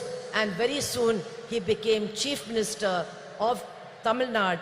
And he tried to translate the principles of the movement to which he belonged into government policy, which is not easy. He ensured equal property rights for women. He gave women in Tamil Nadu access to education, to jobs, and also to nutrition. Women are the most hungry people in our country, and hungry people cannot function. Today, India is 111 on the hunger list of our country in the reign of Narendra Modi. But governments like Tamil Nadu, left government of Kerala have done a great service by trying to ensure that not a single woman and not a single child goes to sleep hungry. Their nutritional needs are taken care of. This is a great achievement. I would like to say that Karunanidhi ji, apart from the policies of his government, was always committed to social justice. He promoted self-respect marriages.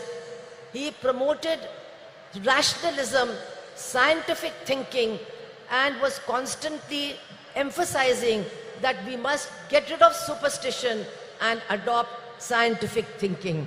So many achievements are there.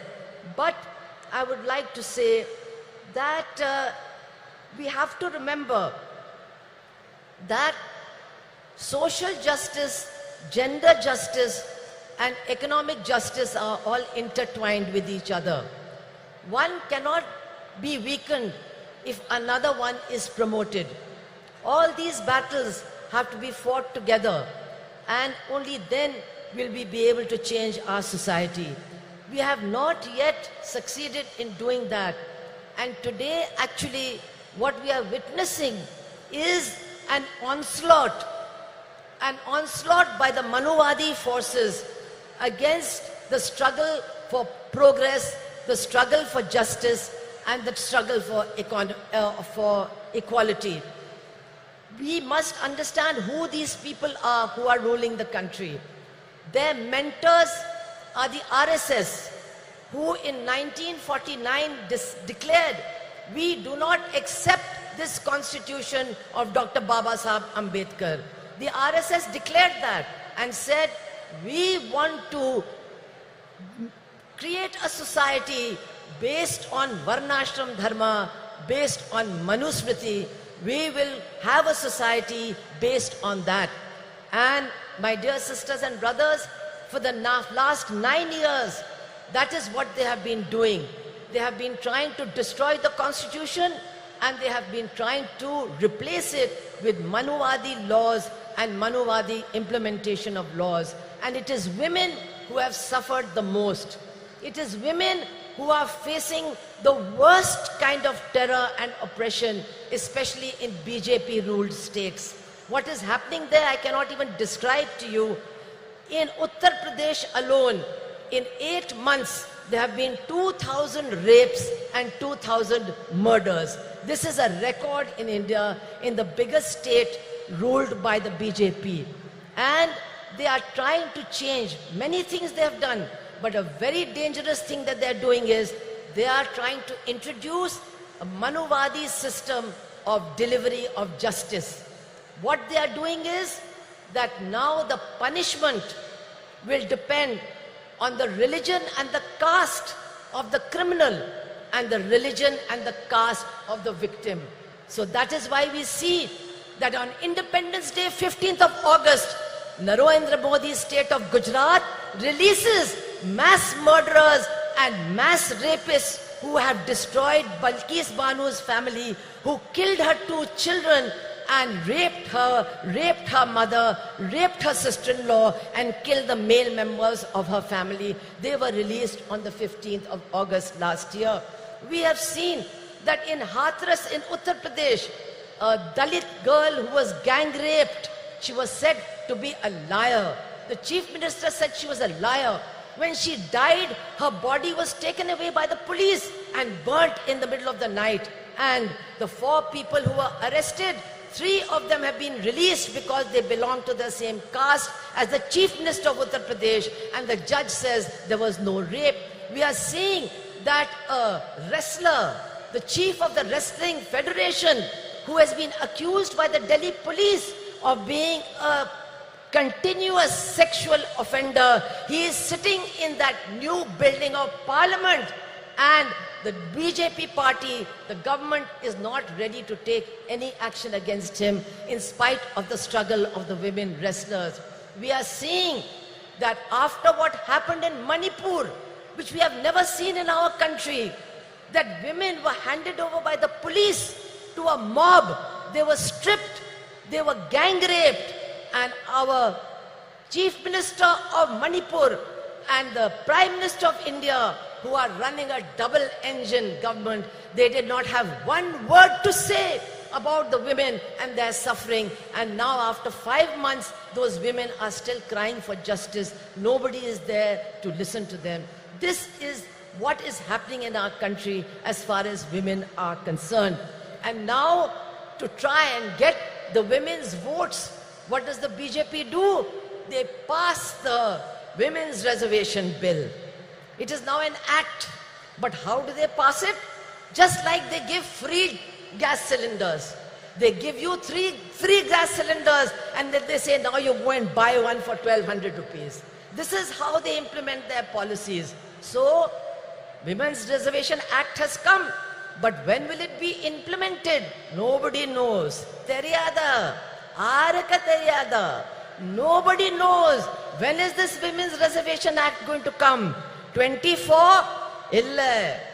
29? Illa. After that, no. I want to tell you, brothers and sisters of Tamil Nadu, to get the Women's Reservation Act implemented, you have to throw out this BJP government, otherwise it will never be implemented. And now, I want to say in the end, that change is coming. There is no doubt about it, change is coming. We can feel the winds of change.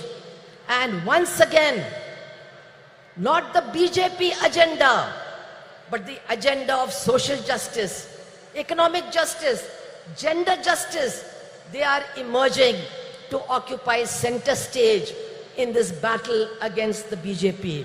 And here, the alternative policies of the left front government in Kerala, the strong Dravidian movement of Tamil Nadu, they are giving strength and inspiration to this movement so that we can all combine and defeat the BJP. I would only like to appeal to all my women, sisters over here, all the women over here, that yes, we are struggling for social justice, but we must remember, we must insist that social justice is not complete without gender justice, without justice for women. Social justice cannot be complete without economic justice, without justice for the poor and for the exploited workers and peasants of this country. The whole battle has to be fought together. Only then can we change the face of India. And definitely, Karunanidhi ji's memories will inspire us in this struggle. I want to end by saying, many of you remember that Karunanidhi ji was not only a poet and an administrator, he was also a great journalist. How can you forget his fiery articles in Murasoli, which created a storm in the state of Tamil Nadu? He was a great journalist. If he had been alive today, he would be very sad. He would be very sad to see that India is going to the bottom as far as press freedom is concerned. He would have been sad, but he would have been leading the struggle against what is happening to journalists and journalism in our country. He would have led the... I think Soniya ji has come. We can all welcome her and then I'll complete.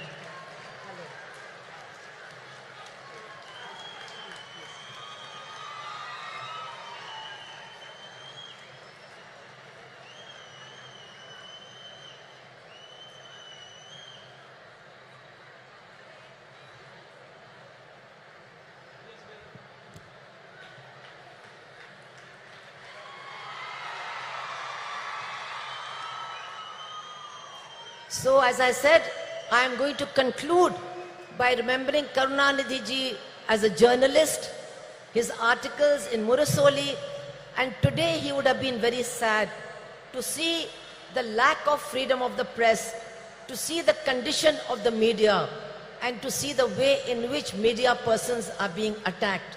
But I am sure that if he was alive today, Karunanidhi ji would be leading the battle for those of our journalists who have been killed, who have been wounded, and for our friends of NewsClick who are being arrested on completely false charges. Karunanidhi ji would have been leading this battle. And so I would like to end by saying that in our struggles for a different future, for a future of equality and social justice and gender justice, we are certainly getting inspiration from Karunanidhi ji. His memory is inspiring us to struggle, and his memory will inspire us to win. Thank you all very much. Inqilab Zindabad. Thank you, ma'am. மகளிர் உரிமை மாநாட்டிற்கு வருகை தந்துள்ள காங்கிரஸ் மூத்த தலைவர் திருமிகு அன்னை சோனியா காந்தி அவர்களை வருக வருக என உங்களின் பலத்த கரகோஷங்களுடன் மீண்டும் ஒரு முறை அன்புடன் வரவேற்கிறோம். மாண்புமிகு தமிழ்நாடு முதலமைச்சர் அவர்கள் அன்னை சோனியா காந்தி அவர்களுக்கு நினைவு பரிசு வழங்கி சிறப்பிப்பார்கள். அன்னை Sonia Gandhi will be honored by the Honorable Chief Minister of Tamil Nadu.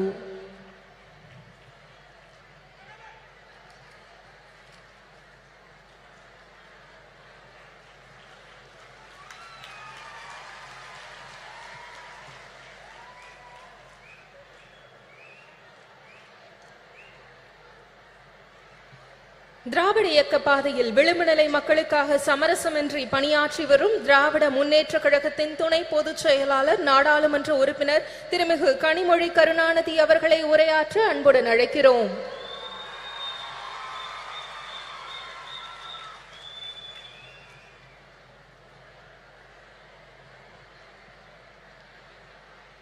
சகோதரர்களே, சகோதரிகளே என்று அழைத்தால் அதில் கூட பாகுபாடு வந்துவிடும் என்று உடன்பிறப்பே என்ற ஒற்றை சொல்லால்,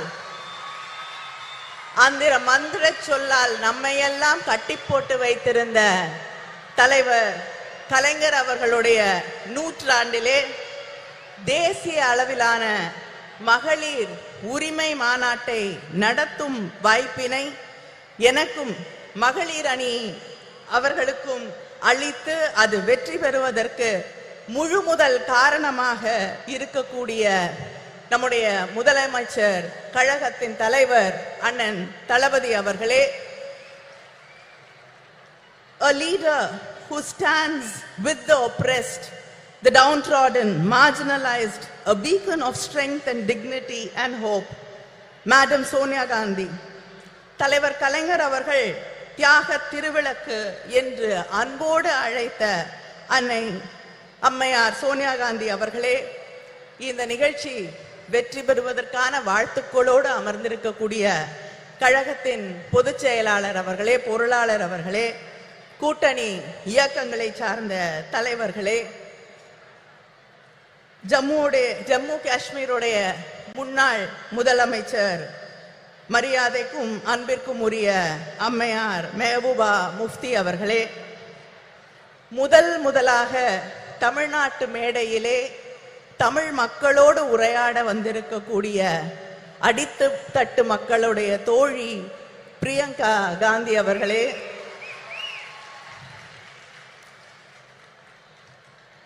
my friend and my sister, நாடாளுமன்றத்திலே எல்லோருடைய மரியாதையும் அன்பையும் பெற்றிருக்கக்கூடிய போராளி சுப்ரியா சூலே அவர்களே,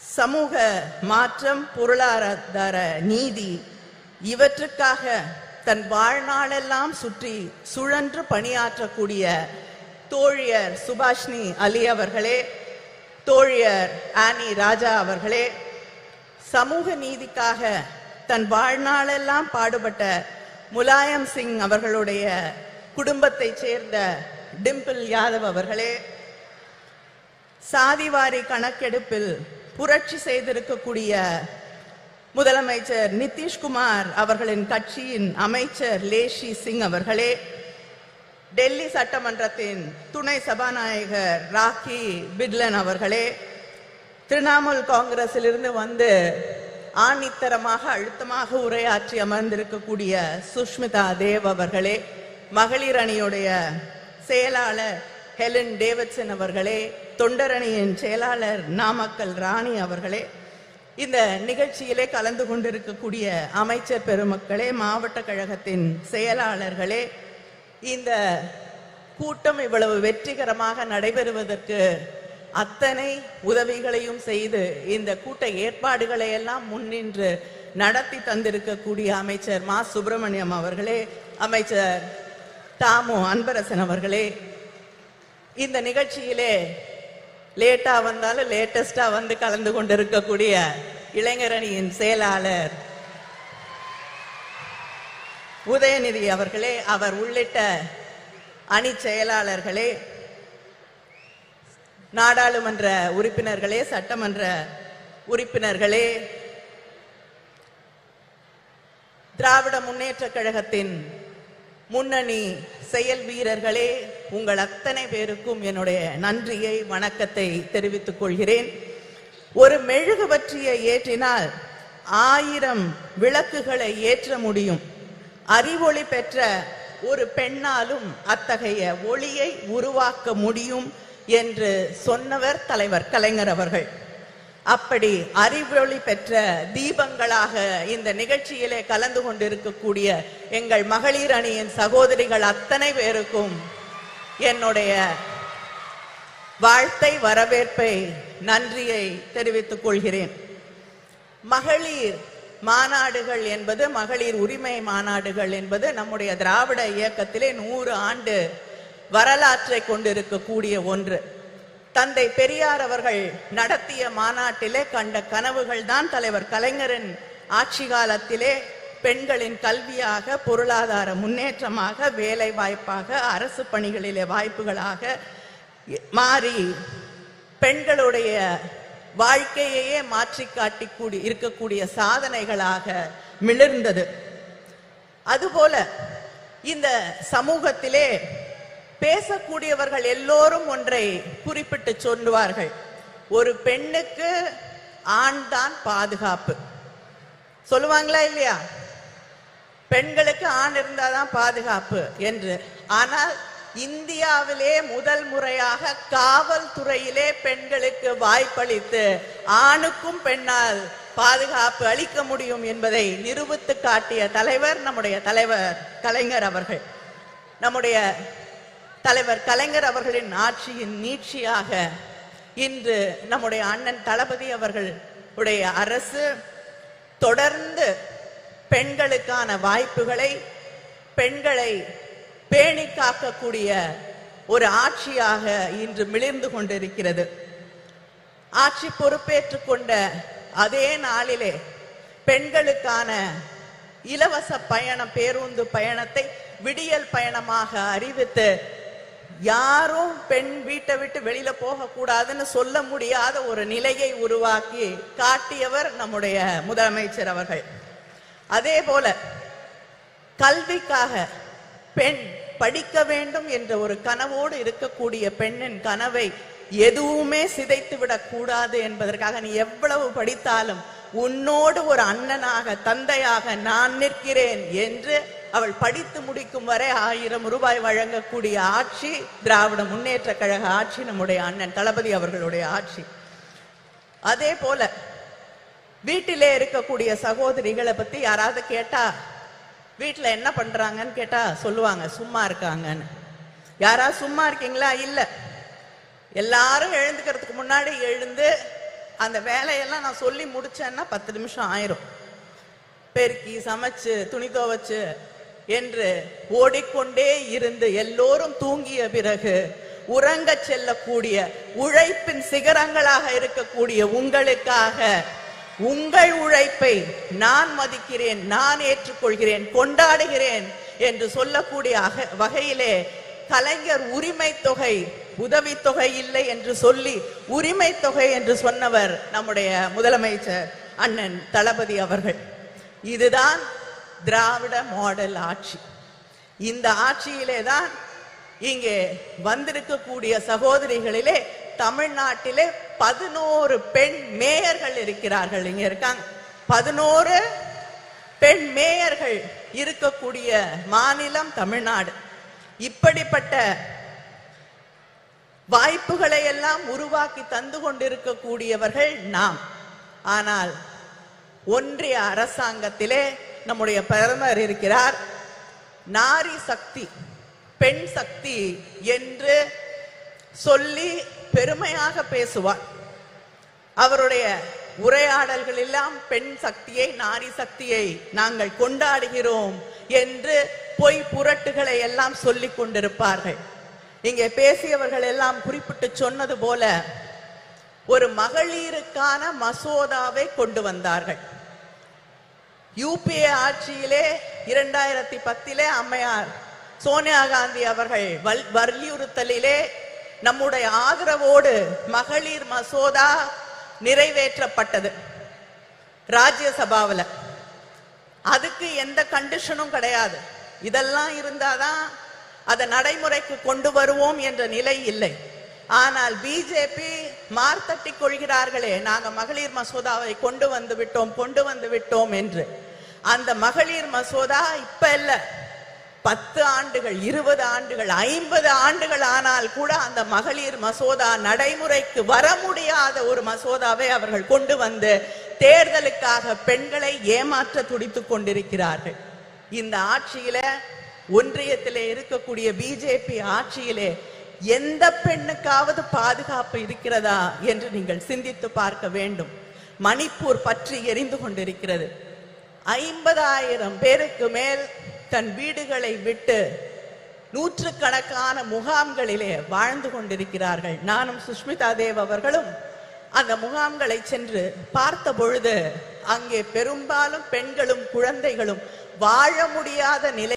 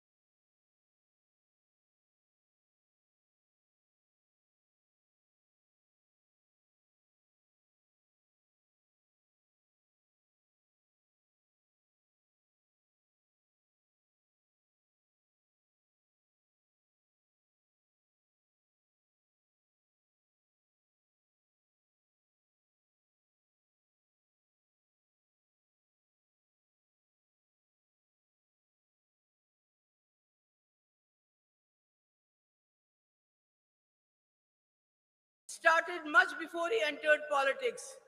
Even as a writer, blessed with a razor-sharp intellect, his scripts were ahead of his times. They strongly advocated equal rights for females and also helped in removing social stigmas and taboos associated with women by renouncing religious patriarchy. The empowerment of women was an integral and crucial part of his idea of social justice. Some of the path-breaking reforms that he introduced were free education for girl child, encourage remarriage of women, rehabilitate widows, encourage their remarriage, induct them into police force, reservation in local governance and government jobs, and also setting up self-help groups. Such was his vision and compassion that he went a step further in his efforts to bring in social security schemes for transgenders who are looked down upon in our society. I am pleased that his son and current Chief Minister, Stalin ji and Kanimuzi are carrying forward their father's legacy.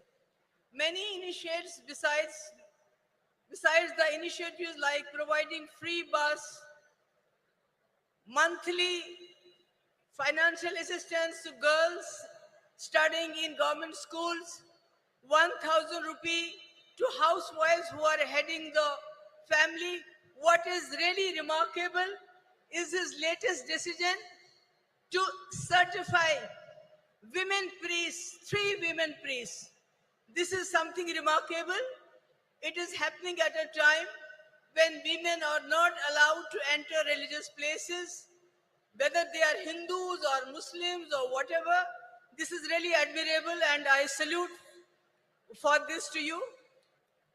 And as far as I am concerned, I was Chief Minister just for 3 years, and I tried to bring in certain schemes for the girls. One was providing exclusive buses to the women, not free, but exclusive. But women had a sigh of relief because I know, and these women know, what we have to go through when we travel by public transport. I think we all know what happens to us. So the women were relieved. Then I introduced a scooty, 50% subsidy to meritorious girls, college-going girls coming from very poor backgrounds. And today when I see the young ladies on the scooty going with their fathers sitting behind them, their brothers sitting behind them, I mean, it brings a smile, which is a very difficult thing in Jammu and Kashmir. After 2019, when everything was snatched from us, what this great country had given us, what the Indian Constitution had given us, the people of J&K have stopped smiling, except when Rahul ji came with his brigade, this Bharat Jodo Yatra. I saw the smile on the faces of Kashmiris, from the faces of Jammu people after a long time. And then one more thing which I did during my tenure was to waive off stamp duty on the land that was purchased in the name of women. Can you imagine how many people started purchasing land in the name of their wives, their daughters, their sisters, instead of their sons? It was something, that 95% of the land was purchased in the name of women. But after I was gone, all these schemes were overturned and nothing is left today. Today, when I am talking, making a speech at this point of time, there are conflicts going around the world.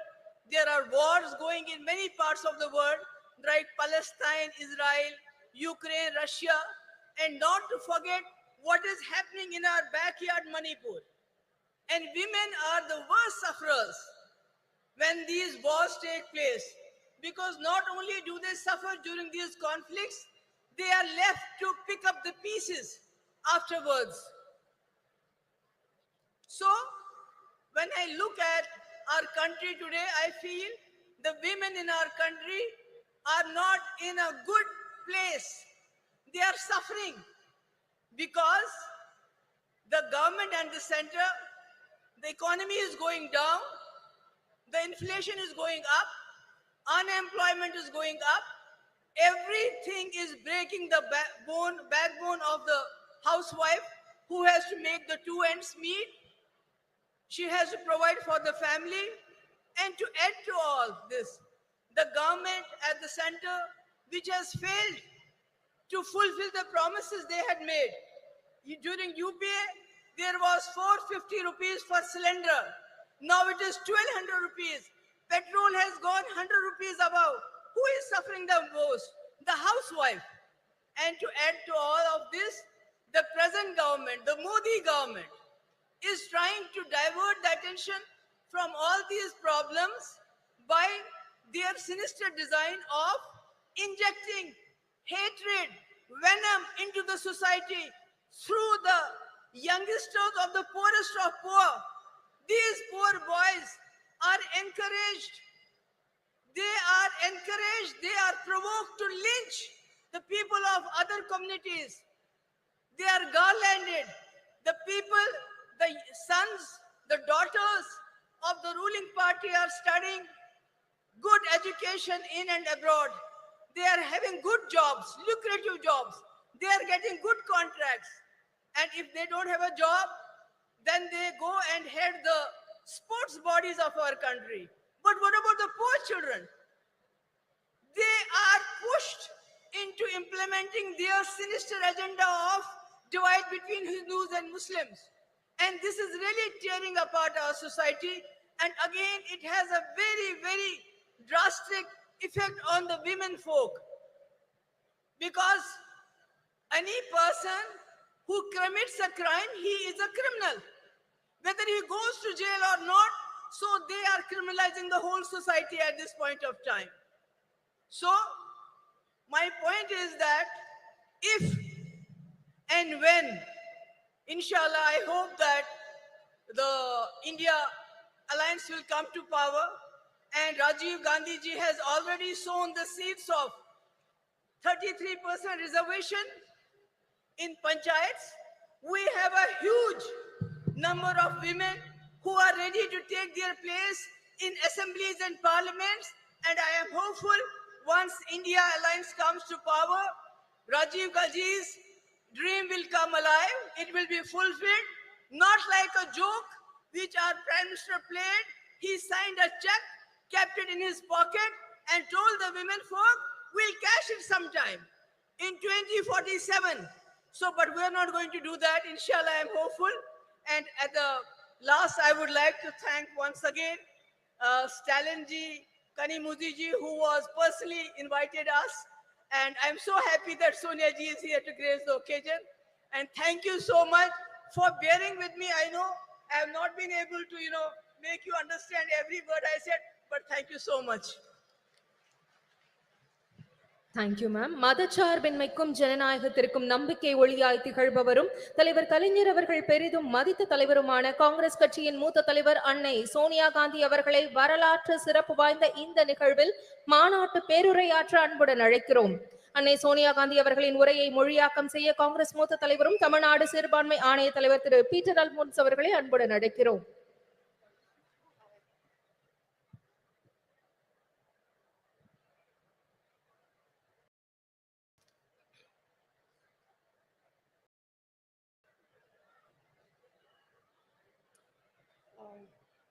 I think it's too high, no? No, leave it.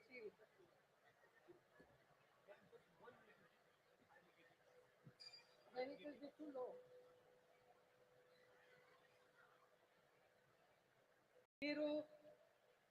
DMK Stalin ji, Srimati Kanimori Karunanidhi ji, all women's leader on the dais, Sahodara, Sahodarigale, Vanakkam. Alpha, you are now approaching Mark 4. Roger that. Moving forward. Godspeed, Alpha. Partner. Fifth gear में डालना. बुमराह के लिए fast is not fast enough. इसलिए Zepto. Grocery delivery at Bumrah speed.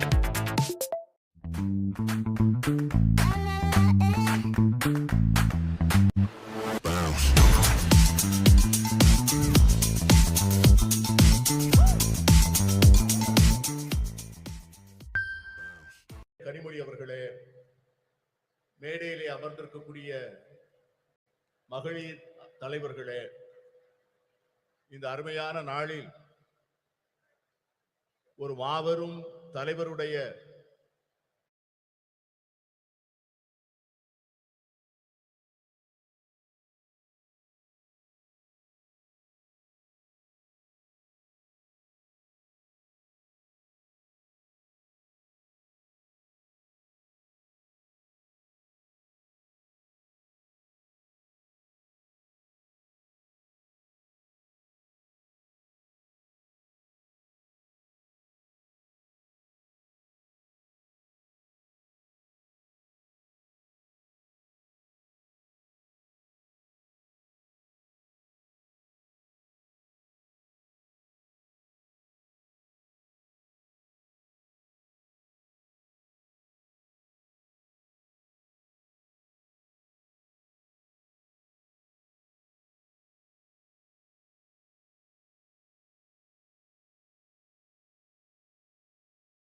ஒரு எழுத்தாளராக, ஒரு பத்திரிகையாளராக, ஒரு முதலமைச்சராக, ஒரு நிர்வாகியாக அவர் ஆற்றிய பணிகள் மகத்தான பணிகள்.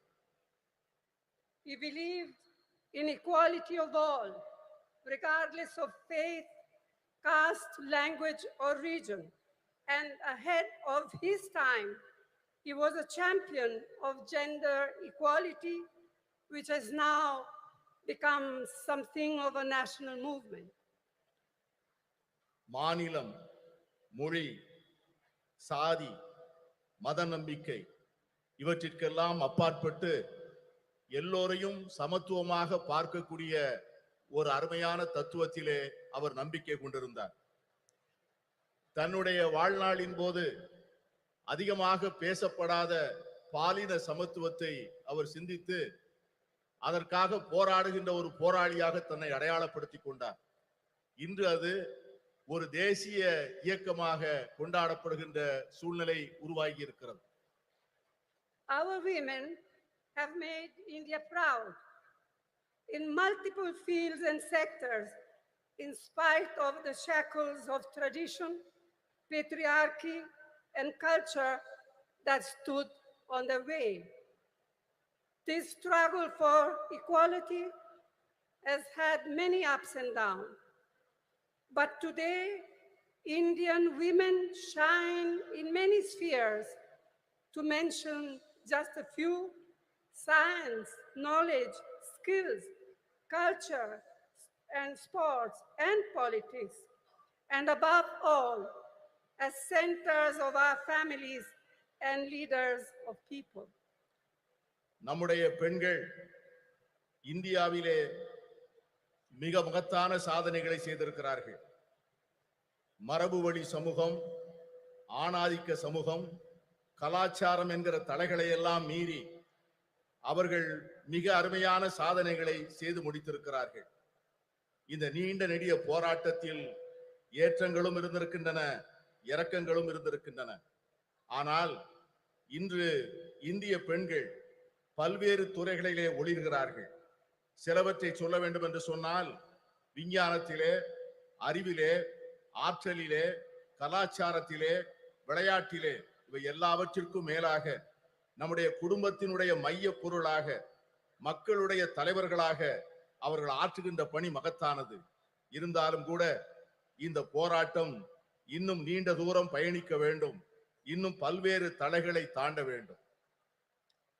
Yet, we all know this struggle continues, and there are many more frontiers to cross, especially for our disadvantaged sisters.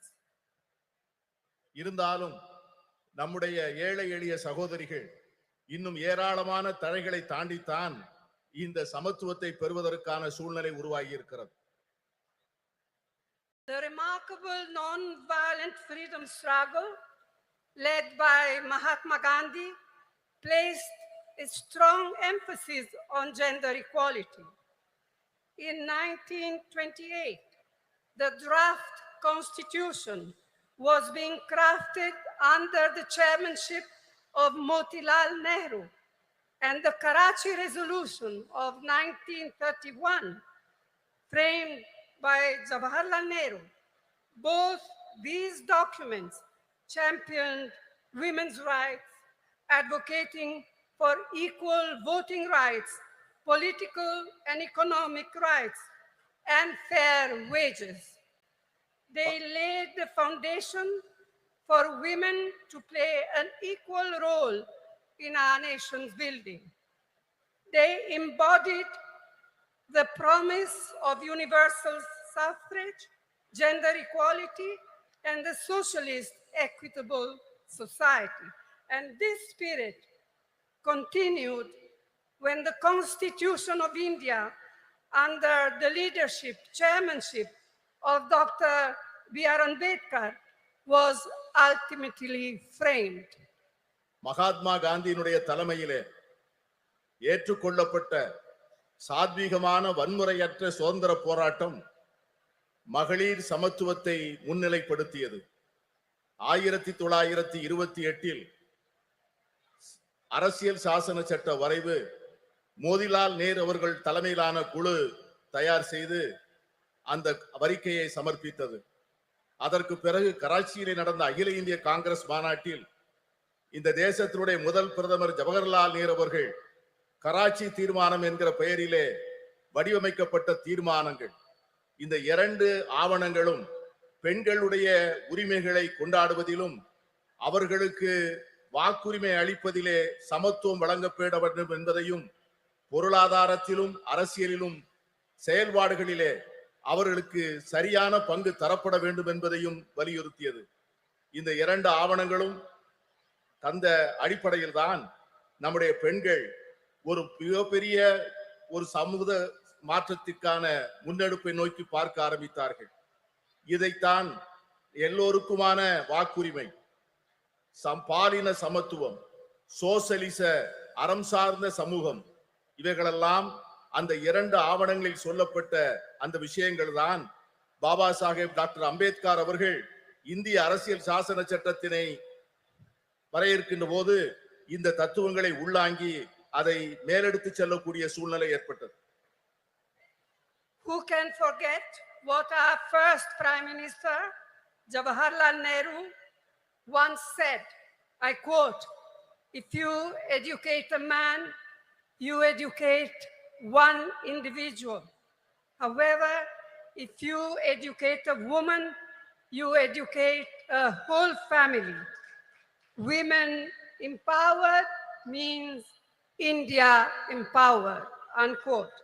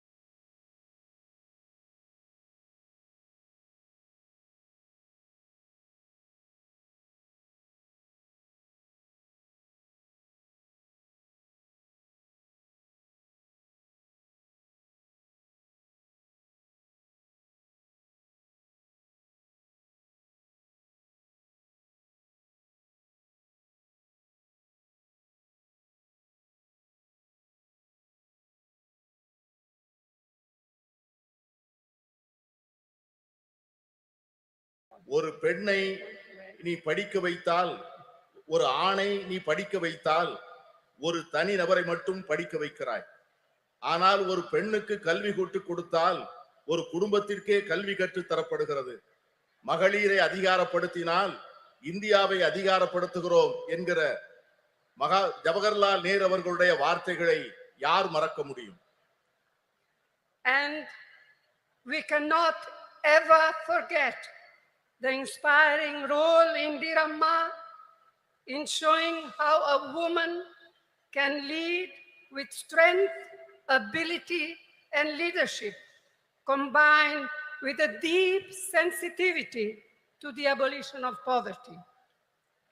அன்னை இந்திரா காந்தி அவர்கள் காண்பித்த தலைமைத்துவம், அவர்கள் காண்பித்த ஆற்றல், அவர்கள் காட்டிய வழிகாட்டுதல் ஒரு பெண் எப்படி தலைமையேற்று செயல்பட முடியும் என்பதற்கான மிகப்பெரிய எடுத்துக்காட்டு.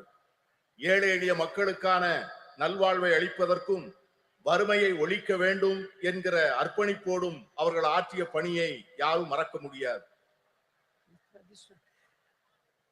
Rajiv ji, as we all know, brought in the historic 33% reservation for women in Panchayati Raj and local self-governments. This spurred an entirely new phenomenon of women entering roles of leadership at the grassroots level. அமர ராஜீவ் காந்தி அவர்கள் வரலாற்று புகழ்மிக்க 33 விழுக்காடு இடஒதுக்கீட்டை பெண்களுக்காக பஞ்சாயத்து ராஜ் சட்டத்திலும் உள்ளூர் ஆட்சி அமைப்புகளிலும் கொண்டு வந்தார். அந்த சட்ட திருத்தமானது சமூகத்தினுடைய அடித்தளத்திலே ஒரு மிகப்பெரிய மாற்றத்தை ஏற்படுத்தி பெண்களுக்கு தலைமை பொறுப்புகளை அளித்து ஒரு பெரிய சமூக புரட்சிக்கு வித்திடுகின்ற மிகப்பெரிய திட்டமாக அது அமைந்தது.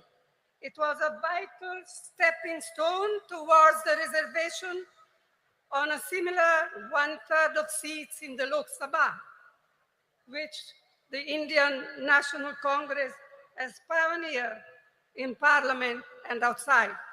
ராஜீவ் காந்தி அவர்கள் ஏற்படுத்தி கொடுத்த 33 விழுக்காடு இடஒதுக்கீடு தான் இன்று பாராளுமன்றத்திலே மகளிருக்கு 33 விழுக்காடு இடம் ஒதுக்கப்பட வேண்டும் என்கிற சட்டத்தினுடைய முன்னெடுப்பாக அமைந்தது. இந்த சட்டத்தை நிறைவேற்றுவதற்காக இந்திய தேசிய காங்கிரஸ் கட்சி பாராளுமன்றத்திற்குள்ளே பல முயற்சிகளை மேற்கொண்டது. The Women Reservation Bill introduced by the UPA, by UPA 2, was passed by the Rajya Sabha, but a lack of consensus prevented it from being passed in the Lok Sabha. Now, the Women's Reservation Bill has finally been passed due to our relentless persistence, all of us, not just Congress, our relentless persistence and effort.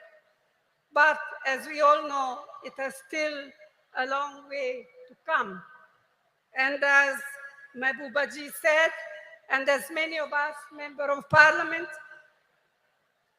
said in our intervention in Parliament, when is the bill now going to be implemented?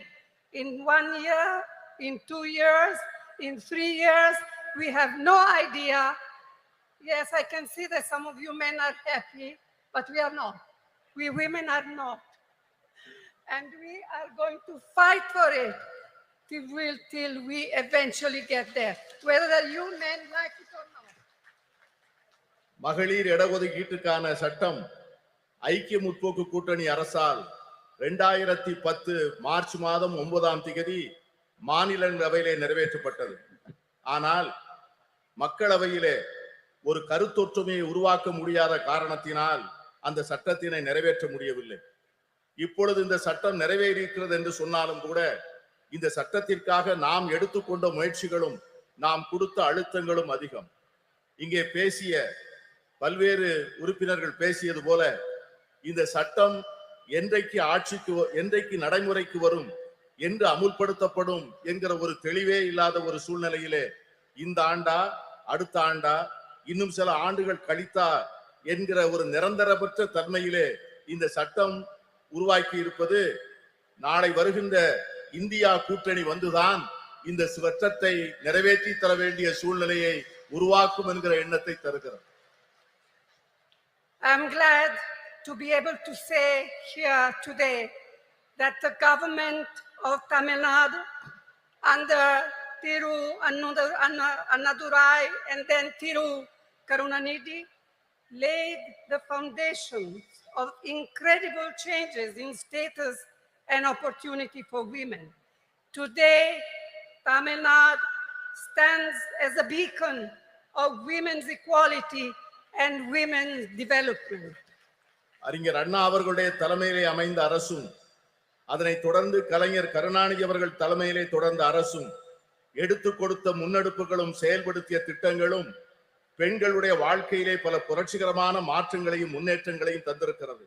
அதன் அடிப்படையில் தான் இன்று தமிழ்நாடு இந்தியாவே புகழ்ந்து கொண்டாடக்கூடிய மகளிர் உரிமைகளிலும் மகளிருடைய சமத்துவத்தையும் கொண்டாடக்கூடிய ஒரு ஒளி விளக்காக திகழ்கிறது என்று சொன்னால் அது மிகையாக.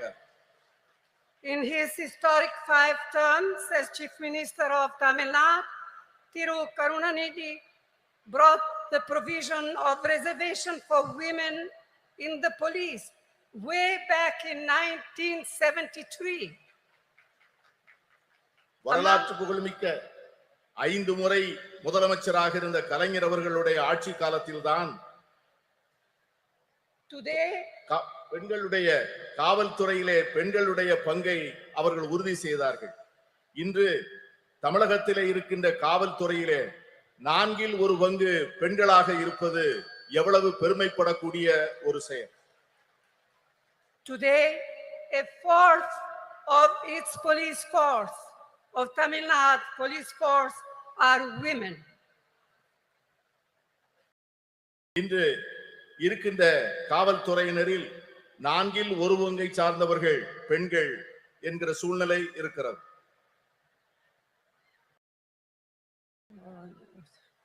Another very important initiative brought in by Karunanidhi was the reservation for women in government positions.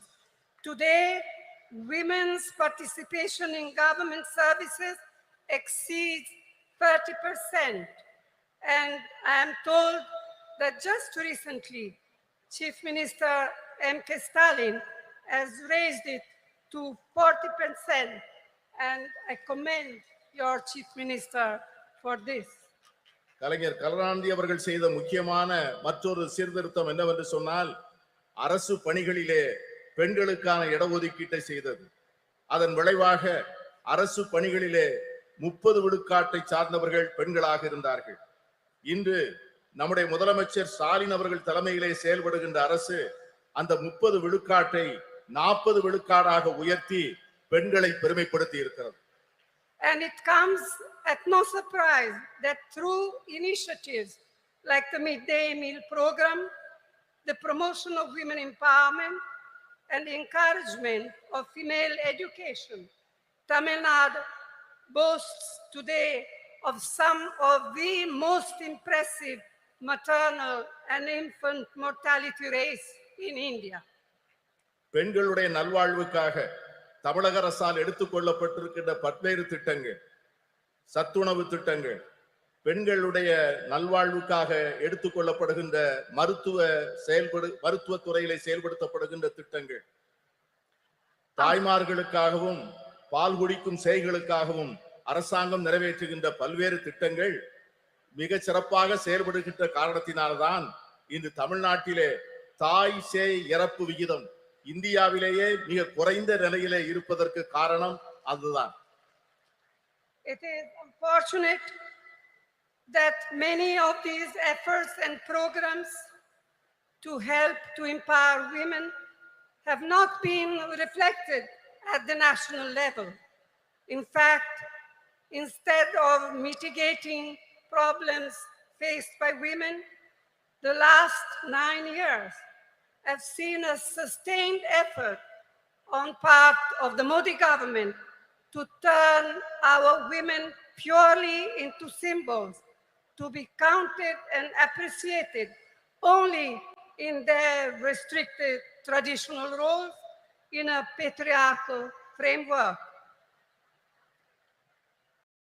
கடந்த சில ஆண்டுகளாக கடந்த 9 ஆண்டுகளாக மோடி அரசினுடைய நடவடிக்கைகள், இந்த நாம் ஏற்றுக்கொண்டிருக்கின்ற திட்டங்கள், நாம் பெற்றுத்தந்த உரிமைகள், கடந்த 70 ஆண்டுகளிலே நாம் செய்த நல்ல முயற்சிகளை எல்லாம் சீரழிக்கின்ற வகையிலே செயல்படுவது நமக்கு ஏற்பட்டிருக்கிற மிகப்பெரிய துரதிர்ஷ்டம்.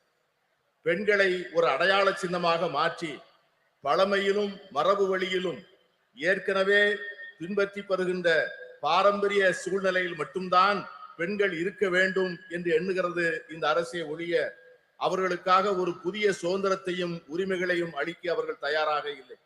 இதை போலத்தான் எல்லா துறைகளிலும் எல்லா சுதந்திரத்திற்கும் சமத்துவத்திற்கும் அறம் சார்ந்த சமுதாயத்திற்குமாக நாம் பெற்ற அனைத்து உரிமைகளையும் கடந்த 9 ஆண்டுகளாக அவைகள் அனைவரும் தொடர்ந்து முறையாக சீரழிக்கப்பட்டு வருவதை நான் சுட்டிக்காட்ட விரும்புகிறேன். I am confident that we, the like-minded parties of the India Alliance, can and will take urgent steps needed to make women's equality a reality. நான் உறுதியாக நம்புகிறேன், நாம் ஏற்பாடு செய்திருக்கிற இந்தியா கூட்டணி என்கிற இந்த அற்புதமான ஏற்பாடு இதை போன்ற சமச்சீரற்ற தன்மைகளை எல்லாம் நீக்கி பெண்களுக்கு உண்மையாகவே அவர்களுக்கு ஒரு சமத்துவ உலகை உருவாக்கி கொடுப்பதற்கான மிக அவசரமான நடவடிக்கைகளை நிச்சயம் மேற்கொள்ளும் என்று நான் உறுதியாக நம்புகிறேன். And it is my fervent hope that we in the India Alliance will see to it that the bill will be implemented as soon as possible. We will all work together to see to it that it happens. நான் உறுதியாக சொல்லுகிறேன், India கூட்டணி என்பது நிச்சயமாக இந்த மகளிர் இடஒதுக்கீட்டுக்கான சட்டத்தை நிறைவேற்றிய தீரும். அதை நிறைவேற்றி ஒரு நல்ல சூழ்நிலையை நாம் ஏற்படுத்திய தீர்வோம். இங்கே குழுமி இருக்கின்ற நாம் அதற்கான உறுதியை எடுத்து அதை நோக்கி செயல்பட வேண்டும் என்று நான் கேட்டுக்கொள்கிறேன். This is our goal. This will be the India Alliance goal, and this is what we women must fight for. If we fight for all together, we shall be victorious. இதை இந்தியா கூட்டணியை சார்ந்த கட்சிகள் நிச்சயமாக செய்யும். நாம் அனைவரும் சேர்ந்து போராடுவோம். நாம் அனைவரும் சேர்ந்து நிச்சயமாக இதனை சாதிப்போம். We shall be victorious. Vetri namade nandri. நன்றியோடு உழைப்போம். வெற்றி நமது. We feel honored by your presence and thank you for your historical address in this historical event, madam. நூற்றாண்டு கண்ட திராவிட இயக்கத்தின் நீட்சியாய் தந்தை பெரியார், பேரறிஞர் அண்ணா, தமிழின தலைவர் முத்தமிழறிஞர் கலைஞரின் வழியில் மகளிர் உரிமைகளை பேணி பாதுகாத்து பார் போற்றும் வண்ணம் திராவிட மாடல் ஆட்சியை நடத்தி வரும் திராவிட முன்னேற்ற கழக தலைவர் மாண்புமிகு தமிழ்நாடு முதலமைச்சர் அவர்களை தலைமை உரையாற்ற அன்புடன் அழைக்கிறோம்.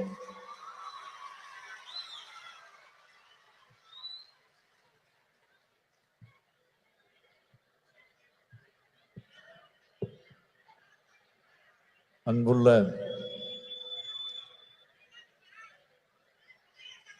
முத்தமிழறிஞர் தலைவர் கலைஞர் அவர்களின்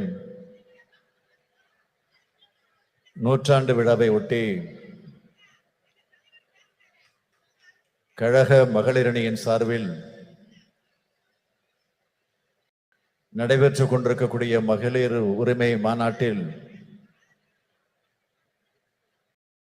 கலந்து கொண்டு இங்கு எனக்கு முன்னால் உரையாற்றி அமர்ந்திருக்கக்கூடிய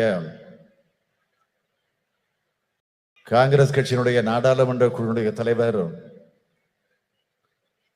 பெருமதிப்பிற்குரிய அன்னை சோனியா காந்தி அவர்களே, மாண்புமிகு நீர்வளத்துறை அமைச்சர் அண்ணன் துரைமுருகன் உள்ளிட்ட அமைச்சர் பெருமக்களே, முன்னிலை பொறுப்பை ஏற்று முனைப்பாக இந்த நிகழ்ச்சியை ஏற்பாடு செய்து வெற்றி கண்டிருக்கக்கூடிய கழகத்தினுடைய துணை பொதுச் செயலாளர், நாடாளுமன்ற குழுவினுடைய துணைத் தலைவர் என்னுடைய அருமை தங்கை கனிமொழி அவர்களே,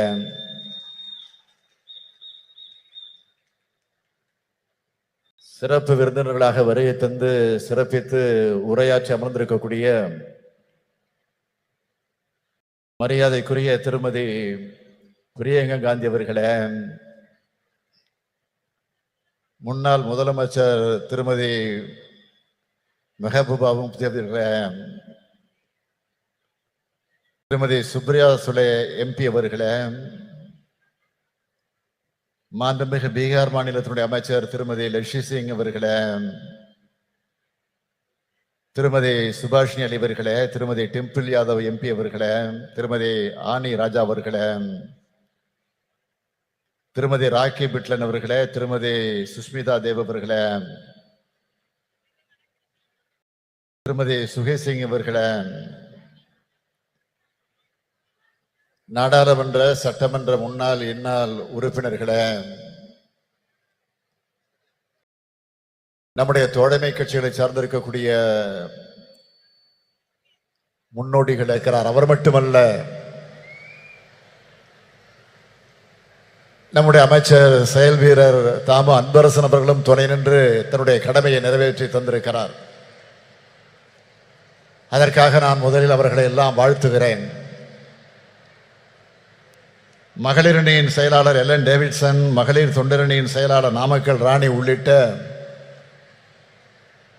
மகளிரணி நிர்வாகிகள் அனைவருக்கும் என்னுடைய வாழ்த்துக்களை தெரிவித்துக் கொள்கிறேன். காஷ்மீர் முதல் கன்னியாகுமரி வரை இருக்கக்கூடிய பெரும்பாலான மாநிலத்தை சார்ந்திருக்கக்கூடிய பெண் தலைவர்களை அழைத்து வந்து ஏற்றத்தோடு ஏற்பாடு செய்திருக்கக்கூடிய இந்த மாநாடு, இது தமிழ்நாட்டினுடைய பெண்கள் மாநாடாக மட்டுமல்ல, இந்தியாவினுடைய பெண்கள் மாநாடாகவும் நடைபெற்றிருக்கிறது என்பதை நான் பெருமையோடு பதிவு செய்து கொள்ள விரும்புகிறேன். இதுவரை சென்னை சங்கமம் நடத்தி காட்டிய தங்கை கனிமொழி அவர்கள் இப்பொழுது இந்திய சங்கமத்தை நடத்தி காட்டியிருக்கிறார். இதுதான் வித்தியாசம்.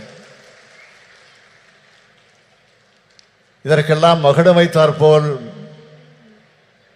அன்னை சோனியா காந்தி அவர்கள் இந்த நிகழ்ச்சிக்கு வருகை தந்திருக்கிறார்கள். நேருவின் மகளே வருக, நிலையான ஆட்சி தருக. 1980ஆம் ஆண்டு தலைவர் கலைஞர் அவர்கள் அம்மையார் இந்திரா காந்தி அவர்களை அழைத்து வந்து அந்த வாசகத்தை சுட்டி காட்டி பெருமைப்படுத்தினார். 2024ஆம் ஆண்டில் இந்திராவின் மருமகளே வருக, இந்தியாவின் திருமகளே வெல்க என்று வரவேற்றார்கள். தலைவர் கலைஞர் அவர்கள் சொன்னதைப் போலவே 40லும் வென்றோம். அகில இந்திய அளவில் காங்கிரஸ் கூட்டணி மகத்தான வெற்றியை பெற்றது. அப்போது தனக்காக காத்திருந்த பிரதமர் பதவியை மறுத்து இந்திய அரசியல் வானில் ஒரு கம்பீர பெண்மணி என நின்றவர் அன்னை சோனியா காந்தி அவர்கள். அப்போது அன்னை சோனியா காந்தி அவர்கள் தான் ஆட்சிக்கு தலைமை வகித்து பிரதமராக வேண்டும் என்று தலைவர் கலைஞர் அவர்கள் முன்மொழிந்தார்கள். அது வரலாறு. When தலைவர் கலைஞர் left us to his resting place, Madam Sonia Gandhi sent a letter.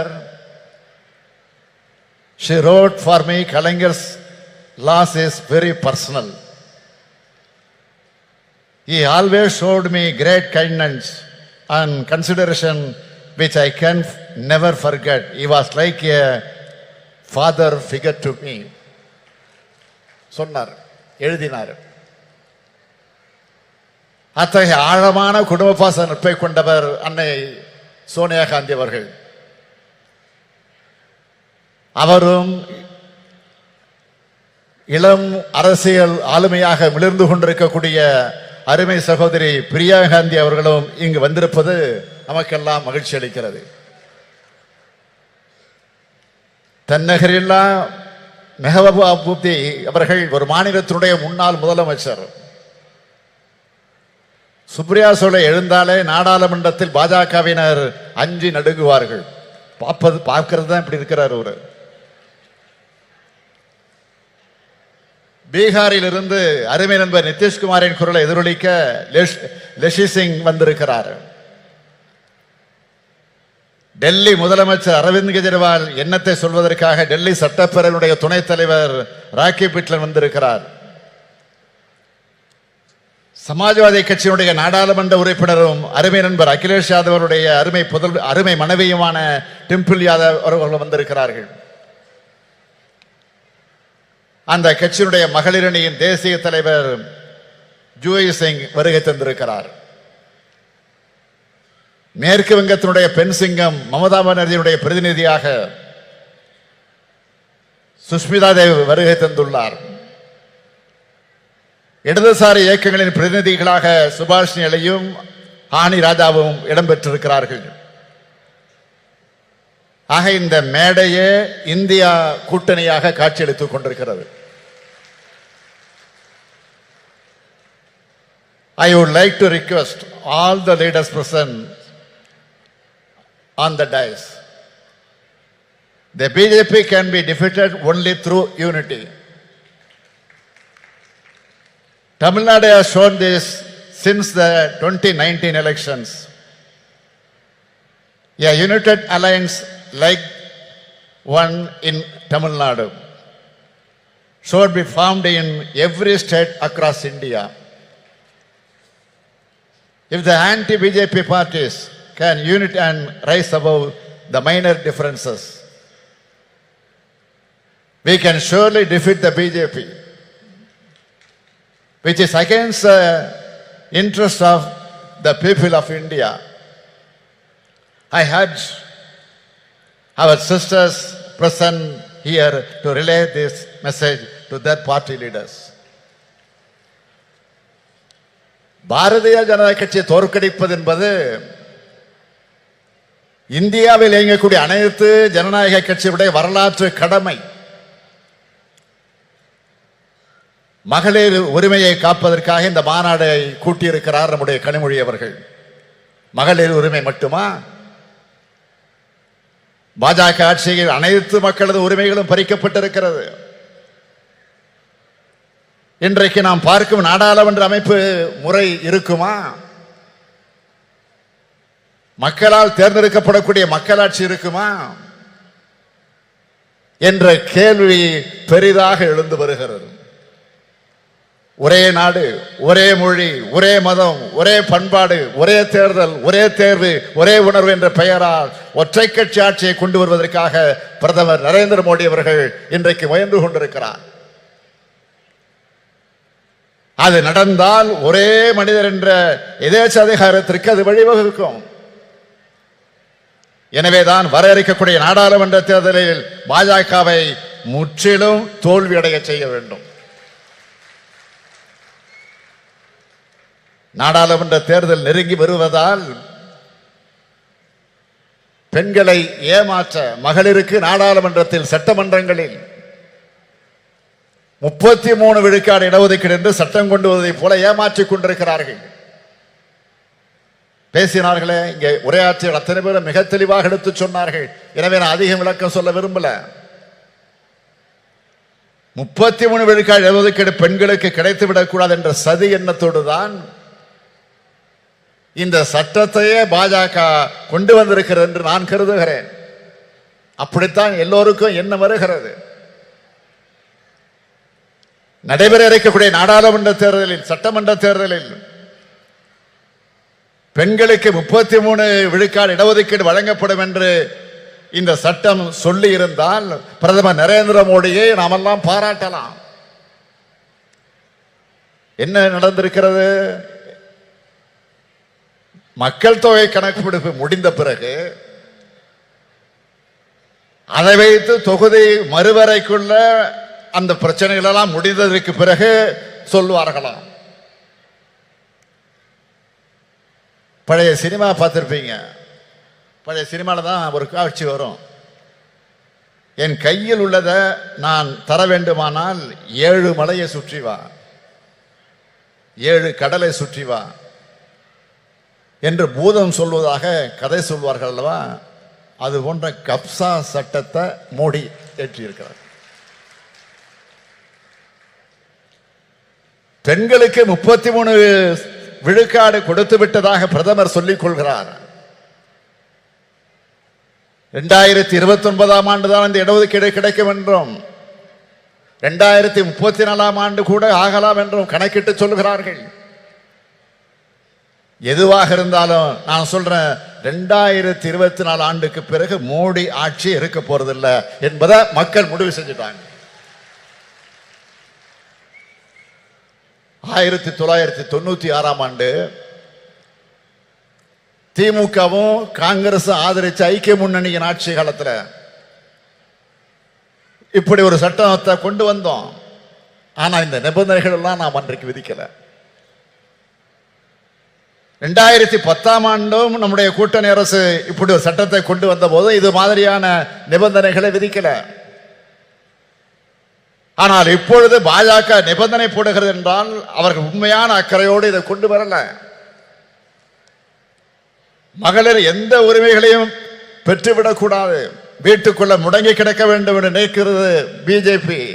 பாஜக ஆட்சி அப்படி நினைக்கிறது. அன்னை சோனியா காந்தி அவர்களும் பிரியங்கா காந்தி அவர்களும் இந்த மேடையில் இருக்கிறார்கள். ஒரு விஷயத்தை நான் நினைவு கூறுவது பொருத்தமாக இருக்கும் என்று கருதுகிறேன். அவரே பேசுகிற போது சொன்னார், பிரதமர் ராஜீவ் காந்தி அவர்கள் தான் உள்ளாட்சி அமைப்புகள்ல பெண்களுக்கு இடஒதுக்கீட்டை முதலாக உறுதி செய்தார். இதன் தொடர்ச்சியாகத்தான் தமிழ்நாட்டில் உள்ளாட்சி அமைப்புகள்ல பெண்களுக்கான இடஒதுக்கீட்டை முதல்ல 1996ஆம் ஆண்டு வழங்கியவர் நம்முடைய தலைவர் கலைஞர் அவர்கள். இப்போ அந்த உள்ளாட்சி அமைப்புகள்ல 50% இடஒதுக்கீடு இப்போ பொறுப்புல இருக்கிறாங்க. இப்போ 50%க்கு மேல இருக்கிறாங்க. போற போக்க பார்த்தா ஆண்களுக்கு இடஒதுக்கீடு வேண்டும் என்று கேட்கக்கூடிய நிலை வந்தாலும் வரும். ஆத்திரத்தில் சொல்ற நினைக்காதீங்க, பெருமையா சொல்றேன். உங்களுக்கு வருகிற அந்த பெருமையோடு சொல்றேன். பாஜக கொண்டு வந்திருக்கக்கூடிய சட்டத்தில் இன்னொரு முக்கியமான விஷயம், இதர பிற்படுத்தப்பட்ட பெண்களுக்கும் சிறுபான்மையின பெண்களுக்கும் இடஒதுக்கீடு வழங்கவில்லை. அப்படி வழங்கினால்தான் ஏழைகளை விளிம்பு நிலை மக்களுடைய நிலை, அவர்களுடைய குரல் சட்டமன்றத்திலும் நாடாளுமன்றத்திலும் ஒலிக்கும். அப்படி ஒலிக்க கூடாது என்பதற்காகத்தான் பாஜக நினைக்கிறது. இதை பாஜகவினுடைய அரசியல் தந்திரமாக மட்டுமல்ல, அரசியல் சதியாகவும் பார்க்க வேண்டியிருக்கிறது. இதனை சுட்டிக்காட்டி நாம் பேசினால் பிரதமராக இருக்கக்கூடிய மோடி என்ன பதில் சொல்லுகிறார்? அள்ளி விடுறாரு. அதாவது பெண்களை சாதி ரீதியாக பிளவுபடுத்த பார்க்கிறோமா? சாதி ரீதியாக மத ரீதியாக மக்களை பிளவுபடுத்துவது யார் என அனைவருக்கும் தெரியும். இடஒதுக்கீடு நாம் கேட்கிறோம் என்றால் சாதி ரீதியாக பிரிப்பதற்காக கேட்கிறோம் என்பதல்ல. அனைத்து மகளிரும் எல்லாவித உரிமைகளையும் பெற்றவர்களாக உயர வேண்டும் என்பதற்காகத்தான். இதை விட்டு கொடுத்துட்டா அடுத்தடுத்து சமூக நீதியை காவி விடுவாங்க. எந்த சூழலிலும் இந்த சமூக நீதியை நாம் விட்டுக் கொடுக்க கூடாது. இதுதான் நமக்கு இருக்க வேண்டிய உறுதி. ராகுல் காந்தி அவர்கள் சமூக நீதி குரலைத்தான் தொடர்ந்து இப்ப எதிரொலிச்சிட்டு இருக்கிறாரு. இந்தியா கூட்டணி என்பது வெறும் தேர்தல் கூட்டணியாக மட்டுமல்ல, கொள்கை கூட்டணி. அதை மறந்துடாதீங்க. சமூக நீதி, மதச்சார்பின்மை, மாநில சுயாட்சி, கூட்டாட்சி கருத்தியல், அனைவருக்குமான அரசியல் பங்கீடு என்ற கோட்பாடுகளை கொண்டதாக இந்த கூட்டணி அமைந்திருக்கு. இந்தியா கூட்டணியை வெற்றி பெற வைப்பதன் மூலமாக மகளிர் உரிமை மட்டுமல்ல, அனைத்து உரிமைகளும் அனைவருக்கும் கிடைக்கக்கூடிய இந்தியாவாக நாம் உருவாக்க வேண்டும். சொத்துல சம உரிமை, வேலை வாய்ப்பிலே பெண்களுக்கு 30% இடஒதுக்கீடு, ஆரம்ப பள்ளிக்கூடங்களில் கட்டாயமாக பெண்களைத்தான் ஆசிரியராக நியமிக்க வேண்டும் என்ற சட்டம், கர்ப்பிணி பெண்களுக்கு உதவித்தொகை, விதவைகளுக்கு மறுவாழ்வு திட்டம், ஒரு ஏழை எளிய குடும்பத்தில் பிறந்திருக்கக்கூடிய ஒரு பெண்ணுக்கு திருமணம்னா அந்த பெண்ணுக்கு உதவி செய்யக்கூடிய ஒரு அற்புதமான திட்டம். இப்போ மகளிர் உரிமை தொகை